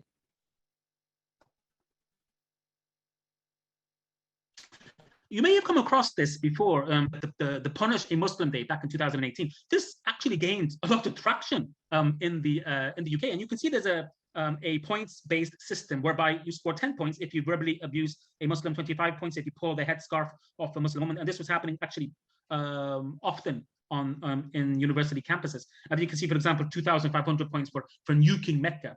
I mean, like I said, this was gaining traction in the UK. And like the pandemic, Islamophobia brings out the worst in us, but it brings out the best in us as well. So this was Love a Muslim Day in reaction to punish a Muslim. And this was the founder of that movement, Shahab Idris. I'll quote him verbatim. I thought, let's turn this letter on its head, keep the point system, and turn it into something lovely. And it was lovely. It was really lovely. The most remarkable thing has been getting responses from people who were not Muslim, saying they will do something with a Muslim colleague. And this is psychiatric patients. These were patients in the psychiatric wards. And this is what they were doing to challenge Islamophobia, which was very touching, was very moving. And how can I not mention Mohammed Salah when talking about challenging Islamophobia? So Mohammed Salah currently plays as a forward for Liverpool Football Club, and he is regarded as, by many, as the best footballer in the world at the moment. And whenever he would score a goal for Liverpool Football Club, he would celebrate by performing the sujood that you can see in the slide. And his act was so emblematic that it was included in the video game FIFA 2019, played by millions throughout the world. And this is astonishing. And anyone who's lived in England or familiar with British culture will be astonished with me. So in February 2018, Liverpool Football Club fans celebrated a decisive away win in the Champions League, which is kind of the elite football division in Europe. And they chanted the following: if it's good enough for you, he's good enough for me. If he scores another few, then I'll be a Muslim too. If he's good enough for you, he's good enough for me, then sitting in a mosque is where I want to be. Can you believe it? I couldn't believe it. Wallah al-Adim, I never thought I would ever see this in my lifetime. This is a far cry from the racist hooliganism that we are all too familiar with. This is not an exaggeration. I'm not exaggerating. If you went to a pub in Liverpool before Mohammed Salah joined Liverpool Football Club, and you were visibly a Muslim, I'm not exaggerating, I would be concerned for your life. That's how bad the racism was. So this is a fascinating report by the Immigration Policy Lab at Stanford University. And they conducted research entitled, "Can Exposure to Celebrities Reduce Prejudice? The Effect of Mohammed Salah on Islamophobic Behaviors and Attitudes." This was called the Salah effect. So a causal effect of Salah joining Liverpool Football Club on Islamophobia was revealed using 936 county-month hate crime observations and 15 million tweets from UK football fans. And Merseyside County, which is where Liverpool is situated, experienced a 20% drop in hate crimes relative to a synthetic control, while no similar effect was found for other types of crime. Isn't that astonishing? A 20% drop in hate crimes in Liverpool, like the Merseyside County, sorry. And Liverpool Football Club fans halved the rates of posting anti-Muslim tweets relative to fans of other top-flight English football clubs. And you can see this graph here. On the x-axis is the year, and the y-axis, the percentage of people endorsing the statement that Islam clashes with British values. And you can see from 2015 to 2017, there's a rise in the percentage of people endorsing that statement. But from 2017 onwards, there's a drop. And what happened in 2017? Mohammed Salah joined Liverpool Football Club. The Salah effect. And the authors of this paper report that the survey experiment suggests that these results may be driven by increased familiarity with Islam. So if you remember Katie Freeman, the quintessential English mummy, who is from kind of a provincial town in rural England that has a negligible Muslim community. So, by familiarizing ourselves with Liverpool Football Club and Mohammed Salah, that can help to reduce Islamophobia. And these findings indicate that positive exposure to outgroup role models can reveal new information that humanizes the outgroup at large. And I really want to emphasize that Muslims are being dehumanized. Okay, just real quick, what can we do? Because people often ask me, residents, medical students, Muslim medical students, Muslim residents, what can you do as a Muslim to challenge Islamophobia? So this is an editorial published in the British Journal of Psychiatry. So each medical school in the UK has a psychiatry society or a psych soc. And psych socs are resources that we can tap to reduce Islamophobia. So what's happening is that I would initially reach out to each medical school psych soc and say, look, I've got this talk on Islamophobia and psychiatry. I'm no longer reaching out to them. They are reaching out to me. And this is fantastic. This is a bottom-up and a top-down approach to challenging Islamophobia. And we can plant the seeds in the fertile minds of medical students to challenge Islamophobia. And this is a talk I gave last week. And we took it to the next level. So the Royal College of Psychiatrists has the National Psychiatry Summer School attended by 400 people. And they invited me to give a talk on Islamophobia and psychiatry. And the written feedback explicitly said, thank you for including Islamophobia in this program. And I think this is really it's touching, because it's mostly non-Muslims now who want to campaign, who want to stand in solidarity with us. So, I mean, this is what you can do. You can create an anti-Islamophobia talk, reach out to the medical schools in Canada or USA or wherever you are in the world, and I can guarantee you that you will get a response and you will be invited, because there are people, medical students, who feel passionate about social justice. And I was very fortunate. You may have heard of the University of Cambridge. They contacted me and they asked me to give a talk about Islamophobia and psychiatry. And look at this. This is the feedback that we're getting from students. So there is hope. There is hope. This is what you can do as a Muslim medical student, resident, psychiatrist, if you wanted to challenge Islamophobia at the level of the individual.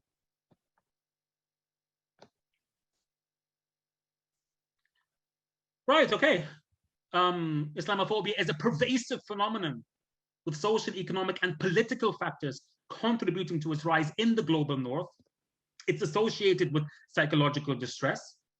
There are loopholes in the legislation that allows Islamophobia to flourish, and this consequently has adverse effects on the mental health of Muslims and those perceived as Muslim. And the British government's prevent strategy may be an added barrier to mainstream mental health services for Muslims with mental illness in the UK. Thank you. That's okay. Thank you so much, Dr. Hankir, for that very engaging and informative talk. It was an interesting. It was interesting to see both you and Ms. Farhat speak about, as you know, interestingly, like similar themes. And I guess one thing that I noticed in common in both of your talks is, despite the fact that we might be in healthcare, certainly we're not all doctors, but the fact that many of the participants today may be in healthcare, I think there was clearly this message from both of you that we need to participate in policy. We need to participate in the legislative process, and whatever it takes. It's not enough, clearly, that we just do our jobs as physicians or nurses or other healthcare providers, because I think it's clear we're all representing something bigger. So again, thank you to both of you for these incredible talks. And you may have seen some of the comments that are just thanking you and encouraging you, but between Dr. El-Majjoub and I will go back and forth with regards to questions that we can read out. So I can read out one of the first questions that may be addressed to, it seems like it was in response to Dr. Fatimah Jackson-Best's talk, but I would welcome either of you to tackle it as well. So how to help Muslim refugees who are also having the internal stigma of being a refugee and feel that they should be grateful that Canada has received them. I think the question is getting at, how do you overcome the barrier of, you know, just simply being grateful that you're in Canada to actually accessing services? Nour, do you have any? Yeah, I just wanted to say, in a legal perspective, when Canada receives refugees, it's because Canada needs them. Like, Canada needs those people as much as those people need to go to Canada. it's not an easy process to be a refugee in Canada. You have to go through a really tremendous and long process. You have to demonstrate a lot of things. Like you have to demonstrate, let's say you have an education, your level of French or English, that you are in need of like a place of refuge because you're in danger in your country. But Canada doesn't do this, like doesn't do this because of like out of mercy for these people. It's because these are the people who will come and work and pay taxes at the end of the day. This is the reason. And people have to be aware that when they come to Canada as refugees, well, you're coming to Canada, you're going to study, to work, you're going to participate in society, in the workplace, you're going to pay taxes. And we all know that the birth rate in Canada and Quebec is really low. So they need people to come to this country. And I think that if you're a refugee and you feel that, let's say, your rights are violated in any manner, you have to speak up. You do not have to be shy because you're a refugee, or say, I should be grateful, I will say nothing, I will shut it, I should be grateful and say nothing. No, Canada needs you as much as you need Canada, and you have to speak up. The laws, the rights and freedoms applies to you as much as they apply to any other person. So yeah. Thank you. Yeah. So kind of building on what Nour said, the Canadian government is not doing you any favors. This is your human rights. And I think, and Dr. Rida is very good at this. With cognitive behavioral therapy, there's something called reframing. And usually that's with a trained professional. You can kind of help you to reframe your situation in the way that, I mean, Nour just reframed the situation now, that Canada needs you as much as you need them. Kind of looking at this through the kind of lens, stigma lens. So, being a refugee is a deeply discrediting attribute that reduces the better from a whole unusual person to a tainted and discounted one. So how do we react to stigma, public stigma? So you can develop self-stigma, you internalize that. So it sounds like this is what's happening. You're internalizing the public stigma. That's one reaction. The second reaction is you become indifferent. You don't care, you're nonchalant. So what the public thinks. I didn't react. Try to create distance between the stressor and how you feel. Don't react, reflect. Don't absorb, observe. So maybe some psychological first aid, if you like, or some tools that refugees can use. I loathe the term refugee because of the connotations. So, a person who seeks refuge or a person who seeks sanctuary, human beings, we're human beings. So 3 ways you react to public stigma: internalized self-stigma, you become indifferent. And the third one is you develop a righteous indignation. You become outraged. You want to be an agent of change. You want to contribute to this cultural revolution, to humanize people who seek refuge. And that's what you can do. You can share your story. Because what's happening is the most effective way of reducing stigma is social contact. And there's data that's emerging that supports that virtual contact. So for example, now this is a virtual contact. It's not face-to-face contact. So virtual contact with someone who is stigmatized is almost as effective as face-to-face contact at reducing stigma. Because when you meet them, there's no them and us, there's only us. When you meet people seeking sanctuary, you discover that they are peace-loving, law-abiding, community-serving citizens, and they have hopes and fears and dreams and strengths and vulnerabilities like everyone else. You discover that they are human beings. Try to facilitate that social contact, and that might help mental health outcomes. I wanted to add something about this topic. Is I feel like a lot of us are daughters and sons of immigrants, and we grew up with this feeling that I shouldn't speak up because I don't belong, or I shouldn't speak up because this is how I was raised, and to always think that we should be grateful that this great country welcomed us and welcomed our parents. And I see it in a lot of sons and daughters of immigrants.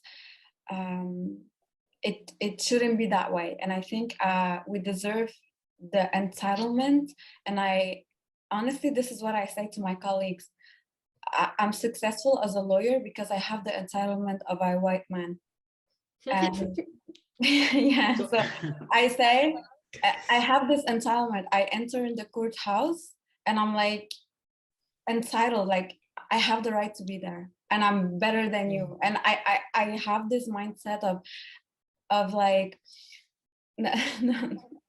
like, okay, I'm staying humble, but I'm as good as you about this, and I'm as good as anyone to speak up against something. And if a law is wrong, I will talk against the law. And I grew up deconstructing this feeling of I'm an immigrant, I should stay silent. I should not speak up. I should stay on my place. But now I feel, and this is something that is really important, is to get out of this box and say, you know what? Like, you're doctors, I'm a doctor, I'm a lawyer, and I have the training, I have the experience to actually say something and be right about it. And I should be confident about this. So yeah, so I feel like there's something to deconstruct. Yeah, definitely. I really want to say something quick because I think Nour touched upon it. So validation. I think, we need to validate, because that's what's happening, this kind of intergenerational conflict between parents and their children, and their parents would be like, you have so much to be grateful for, you shouldn't be complaining, you shouldn't vocalize your discontent or whatever. And there's a really kind of beautiful quote, saying to people that they shouldn't be depressed because other people have it worse is like saying to people they shouldn't be happy because other people have it better. So I mean, I really want to talk about kind of validation. It's interesting also identity as well, because sometimes you can feel that you're too Eastern to be Western and too Western to be Eastern, where you belong. So a lot of kind of our youth, disaffected Muslim youth, developing identity crises. And we know that the rates of psychosis, when you lose touch with reality, you become delusional, you start to hear voices and you have hallucinations. The rates of psychosis are actually higher than second generation immigrants. So not the people who migrated, but their children. And we suspect that the factor contributing to this kind of emotional turmoil and detachment from reality is because you're really struggling with your identity. And I go to Lebanon, if I don't open my mouth, if I don't open my mouth, they will accept me. Lebanese, he looks Lebanese, my ethnicity. But, I speak with a bit of an accent. And so they'll call me ajnabi, foreigner, ajnabi. So they don't accept me in Lebanon. That's just anecdotal, but I'm sure a lot of people can relate with this. They don't accept me in Lebanon, l'étranger, I'm the outsider in Lebanon. I come to England, and they don't accept me as British over here. So that can render me vulnerable to developing emotional turmoil. I think that that theme of gratitude, it actually makes me think a lot that if you truly do love the place that you're in, the country, Canada or the UK, I think it's actually a sign of loving the country when you give constructive criticism and you don't stay silent. So, all right. So, Salam, did you want to take the next question? Yes, so you've both, I think, dealt from within your position of advocacy and being on the forefront and doing the work that you've been doing, dealing yourself with being recipient of Islamophobia. How have you dealt with when it comes from a client or from the institution that you serve?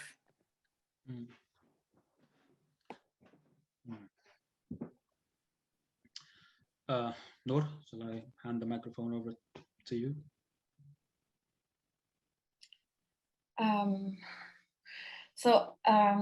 Interestingly enough, I've never had problems with clients. I had a few reactions, like this is the things that disturbs me the most. The first time when I went to the courthouse and I was representing the state against people, they saw me, they were like, "Are you the one representing the state?" I was like, "Yeah, it's me. And this is your file." And they were like, "Oh my God, I've never seen someone like you representing the state. Like, I'm so happy that you're here." And they were immigrants too. So I was like, "Yeah, but like, you might lose your case. I'm against you." And they were like, I don't care. I'm just happy you're here." And this was my experience with clients. It was always positive, honestly. My problem was more with the institutions and more with, the law partners or people who are trying to use the stigma against Muslims against me in my work, in my studies. And they know, let's say since Bill 21, they know I couldn't work in the government. So the way that law partners or law bosses were talking to me was really different, because they knew I was in a position of vulnerability and I couldn't work everywhere. I was for like my studies, I was educated to work in the government. Like I did a master's in criminal law to work in the government, and they used it against me. And this is sad. And I think the way to deal with it, like taking the, how do you say, the thing by the horn. The bull by the horn. Yeah, exactly. So like I said, I've been, if I have lived situations where I have been discriminated by bosses, and I sue them like directly. I wasn't shy. I didn't say I will shut up. Oh no, yeah, they will not hire like other hijabs. Blah, blah. I just said, you know what? You violated my rights to equality. You didn't treat me right, and I will act like if I was a white man in this situation, and I will take my rights and I will sue you. And this is what I did. And I saw in their reaction, they were stunned, because they weren't expecting a hijabi woman who is a minority to actually speak up for herself. They weren't expecting this. And I was like, you know what, I would just act like them. Like they're entitled and they have all the rights in the world. I'm entitled too, and I have all the rights in the world too. So this is not the best approach. I haven't really experienced much Islamophobia from my patients, even if they have mental disorders and they might not be in control of their faculties. It doesn't mean that we tolerate any Islamophobic abuse and we report it. It could be a hate crime. In the UK, we're lucky we have the non-governmental organization Muslim Engagement and Development. They have an Islamophobia response unit. You can report it to the police if you feel that it's a hate crime. So don't feel like you have to be silent about it. Unfortunately, it's under-reported, but I think we do need to be more vocal about it. I mean, alhamdulillah, alhamdulillah, alhamdulillah, I'm blessed because at the level of the institution, I was fortunate to receive the Royal College of Psychiatrists Doctor of the Year, not once, but twice. So my name is Dr. Ahmed Hankir. It was supposed to go to somebody like John Smith or something, but they gave me the highest honor in psychiatry in the UK twice, unprecedented. So I'm actually making the institution look good. And there are a lot of psychiatrists who want to kind of call me out, but they can't. And it's frustrating for them. So I'm blessed. I'm fortunate because I feel like I'm kind of in a sense, I honestly feel like I'm protected by those achievements. Unfortunately, many other Muslim mental health care providers aren't. And if they do experience a kind of institutional discrimination, which can be deeply distressing and even, I'm going to say it, it can make you suicidal, and that doesn't mean that you are a bad Muslim. If somebody has hay fever and you immerse them in a field where pollen is ubiquitous and you say to them, don't have a runny nose or don't have an itch or something, that's like, it's exactly the same as saying to somebody who has major depressive disorder and develops suicidal ideation. It's a symptom of a mental disorder. So don't, please, it makes me feel very upset when people say, oh, you're a bad Muslim to have these thoughts. No. It doesn't make you a bad Muslim. It's a symptom of mental illness. And we know that this kind of Islamophobic abuse from the institution can make you feel suicidal. And what I would do is I would reach out to your support network. I would 100% reach out to your support network. And seeking help as a sign of strength, not a sign of weakness. Talk about it. And it's actually, you need to reach out to your Muslim brother or sister because that conversation can literally be life-saving. It can be the difference between a bad mental health day or a good mental health day. Also kind of, at the level of the individual sublimation, if you are the victim of abuse, then, go for a run, try to blow off some steam, release that pressure valve. So that's kind of, how you would approach it from a kind of trying to improve your mental health perspective, but also report it, because if the perpetrator is held accountable, that can also be therapeutic even. So yeah, that's what I would do. But also don't forget, it's what you're bringing to the institution. There was one person who was a Muslim brother. He was holding a copy of the Holy Quran. He was secluded in the psychiatric intensive care unit. So they called me as a psychiatrist. I was on duty, And I could hear other people saying he's a terrorist. I could hear this. They're saying he's a terrorist. And they bring out the rapid tranquilization. We're going to restrain him. We're going to administer this rapid trank. And I'm like, do you want to slow down there, cowboy? Let me go in. You want to slow down there, cowboy? And I said, the first thing I said, salam. I said, peace. And it's the first time he made eye contact with anyone. I said, I see you have a copy of the Holy Quran there. Does reciting from that Quran, does that make you feel better? And he started to nod. And together we recited Al-Fatiha in unison, tears of joy streaming down his face. No, and he de-escalated, no rapid trank, no restraint, no lorazepam or antipsychotics or olanzapine or whatever. And it's actually interesting because the non-Muslims are astonished and they're impressed and they're inspired. So it's, you know, look what you're bringing to the institution, because we have to be a reflection of the communities that we serve. And if you go to South London, we have a very large Muslim community. So actually, when you show them, I mean, look what we're contributing. You know, that helps to kind of challenge Islamophobia, I think, at the level of the individual, but also at the level of the institution. You know, they need us. Thank you both again for your great answers. This will be a question more for Dr. Hankir. How do you foster trust in a mental health care setting when clients believe they're being surveilled by the government through their healthcare provider? Yeah, God. You know, that's not, what's a delusion, right? Delusion, a fixed false belief, held with absolute certainty, held with absolute conviction, despite robust evidence to the contrary and inconsistent with religious cultural norms. But that's not, you know, it's not like there is evidence to prove that you're under surveillance. So it can be tricky, you know, is that a paranoid delusion, or, you know, it's actually happened, I feel like I'm under surveillance. I identify as a wounded healer. I've embraced my vulnerability, and I've been described as a stigma warrior, and alhamdulillah, giving talks all over the world. And I'm very honest and open about my experiences living with mental health challenges triggered by the Lebanon war back in 2006. So I draw on my lived experience. And what I do, this is what I did. There was a patient on the floor, on the ground, on the floor. Forget about placing myself on a pedestal. Don't call me doctor, just call me Ahmed. And I sat down on the floor with them.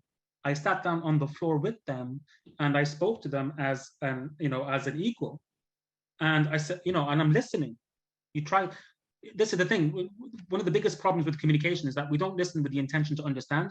We listen with the intention to respond. So listen, just listen, validate. Nonverbal communication, it's so important. Validation, connection, vulnerability, authenticity. And then say, you can draw on your lived experience. You know, I mean, your experience is unique. I can't impose my lived experience on you, but there's a solace in shared experience. There is some universality. Yeah, I know what it feels like to always kind of look over your shoulder as if you were under surveillance and constantly under scrutiny. And say, you know, it's horrible. It's distressing. It can even be devastating. So I think, you know, talking to people with an open heart and open mind, and, you know, with humility and with sincerity, you can really have really powerful connections, which can, not only you can establish a rapport and a therapeutic alliance, but, you know, it can be hugely dignifying. These people are humiliated. Dignify them, empower them, listen to them. And clearly you're saying validate the element that even if there is a segment of truth to that surveillance, you experienced it yourself too. Yeah, by sharing that, you know, drawing on your lived experience.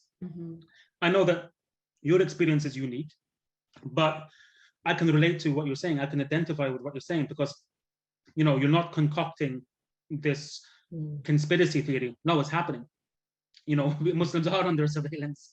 You know, this kind of the PREVENT program, for example. So yeah, don't be so quick to dismiss them. You know, as a non-Muslim provider, don't be dismissive. I think that's what we're doing. A lot of psychiatrists are doing this. They are dismissive, and they like to place themselves on this pedestal and like to isolate themselves in the lofty confines of an ivory tower. That's not going to help. You know, we have to kind of be humble and be sincere, and that sometimes makes us vulnerable. And our virtues, you know, our virtues can make us vulnerable, and we, you know, that sometimes we're taking a risk. But personally, it's a personal choice. It's a risk that I'm willing to take. Thank you. Yeah, and I think also maybe as a client and patient, often the burden is on us, sadly, to find the care that we need and to find the person that we can connect with that can find us help. And I think that's the part, is that even if you have a bad experience, to try and still want to address your difficulties and still try to seek someone who will be able to give you that kind of trusting relationship, on that you can build healing, and you can kind of start working on the difficulties you've lived.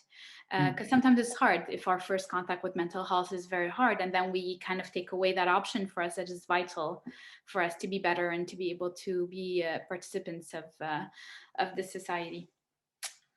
We have to close soon, so it's going to be our last question, and we have a lot of questions, so we do invite Dr. Hankir and Nour Farhat afterwards if they want to just stay a bit and kind of answer directly certain people with their question or direct them to resources. But if not, inshallah, you can follow both Dr. Hankir on Twitter, who's very active, and he has other talks coming up and things, so you can follow up his advocacy. And I think also Nour Farhat has some presence that you can follow to know her work and to support anything that's going to come up for Bill 21. A question for you, Nour Farhat, about how can we as a community support Muslim women who are visibly Muslim, or people who are at the intersection of multiple vulnerability that are victim of this type of discrimination. What would you also have wished to receive as a support when you were facing all these difficulty, publicly advocating against a law that will impact so many of our brothers and sisters?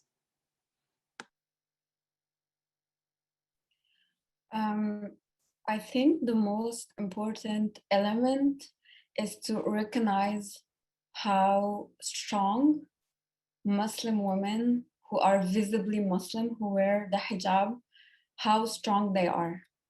And we do not give them this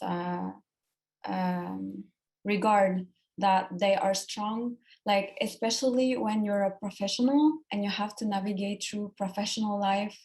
You have to be a doctor and be a lawyer and go to the courthouse, to the hospital, and how much strength and resilience you need to exist in those spaces as a woman, as a Muslim woman who wears the hijab.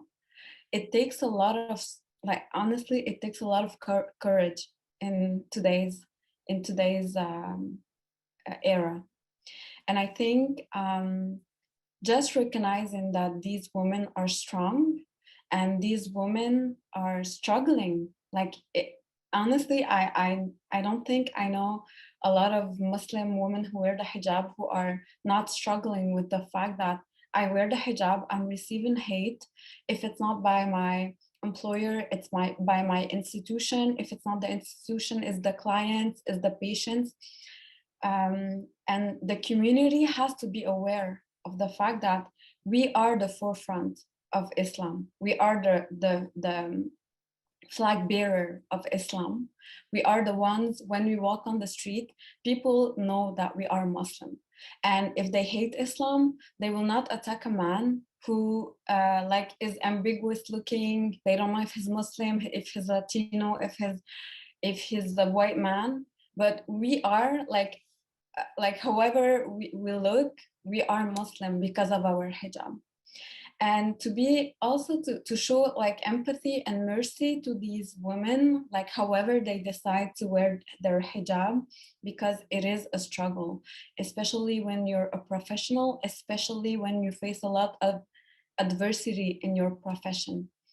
So I think to recognize the strength, to be to recognize the courage, and also to show empathy and mercy to these women and show support. And I've seen some questions about how people could support the women who are affected by Bill 21. Send a message I see you, I know you're struggling, I know it's really hard, you're finishing your schooling and you might not have a job. I'm here with you, I support you. I didn't receive a lot of those messages. I received a lot of hatred. For maybe 100 messages of hatred, I received one message of support. And people, when I spoke about this after, people were telling me, I wish I knew you needed this. And I was like, it should be a reflex that like a Muslim woman who is put on the spot like this, or any Muslim woman for the matter, like who wears a hijab and she's doing, she has a difficult profession, we should support them and accept them in their hijab and whatever they decide to wear, however they decide to wear their hijab, and to be there for them, and to show the support in any way you can. And there's a lot of ways to show support. Jazakallah khair for this. So we will need to end, but I think what you've raised is a bit both realities of it can be strong and still have difficult moments, and that both these realities exist. And by having community that rallies, support, mentorship, often you can navigate through these spaces and feel like you're not alone in them. And I think that's important. And when we feel in this conference that we're not alone being interested in the subject, we're not alone doing that work. And Islamophobia is not something UK only, it's not something Canada only, it's something that's everywhere. Mim, do you want to conclude? No, I think I wanted to thank both of you again for your braveness, your courage, and the work that you're doing. I really hope that this applies to everyone, that you've been very inspirational in how we can implement some of the changes. And, specifically, Ms. Farhat, I thank you for actually drawing attention to ways that the Muslim community can do more to support one another, especially our Muslim sisters. And to Dr. Hankir, thank you for being amazing, and keep doing that, because you're doing a lot for us across the globe. Thank you to both of you. Thank you. Honor to share the platform with Nour and the other speakers, and protect your hearts and protect your minds, and after hardship there is ease.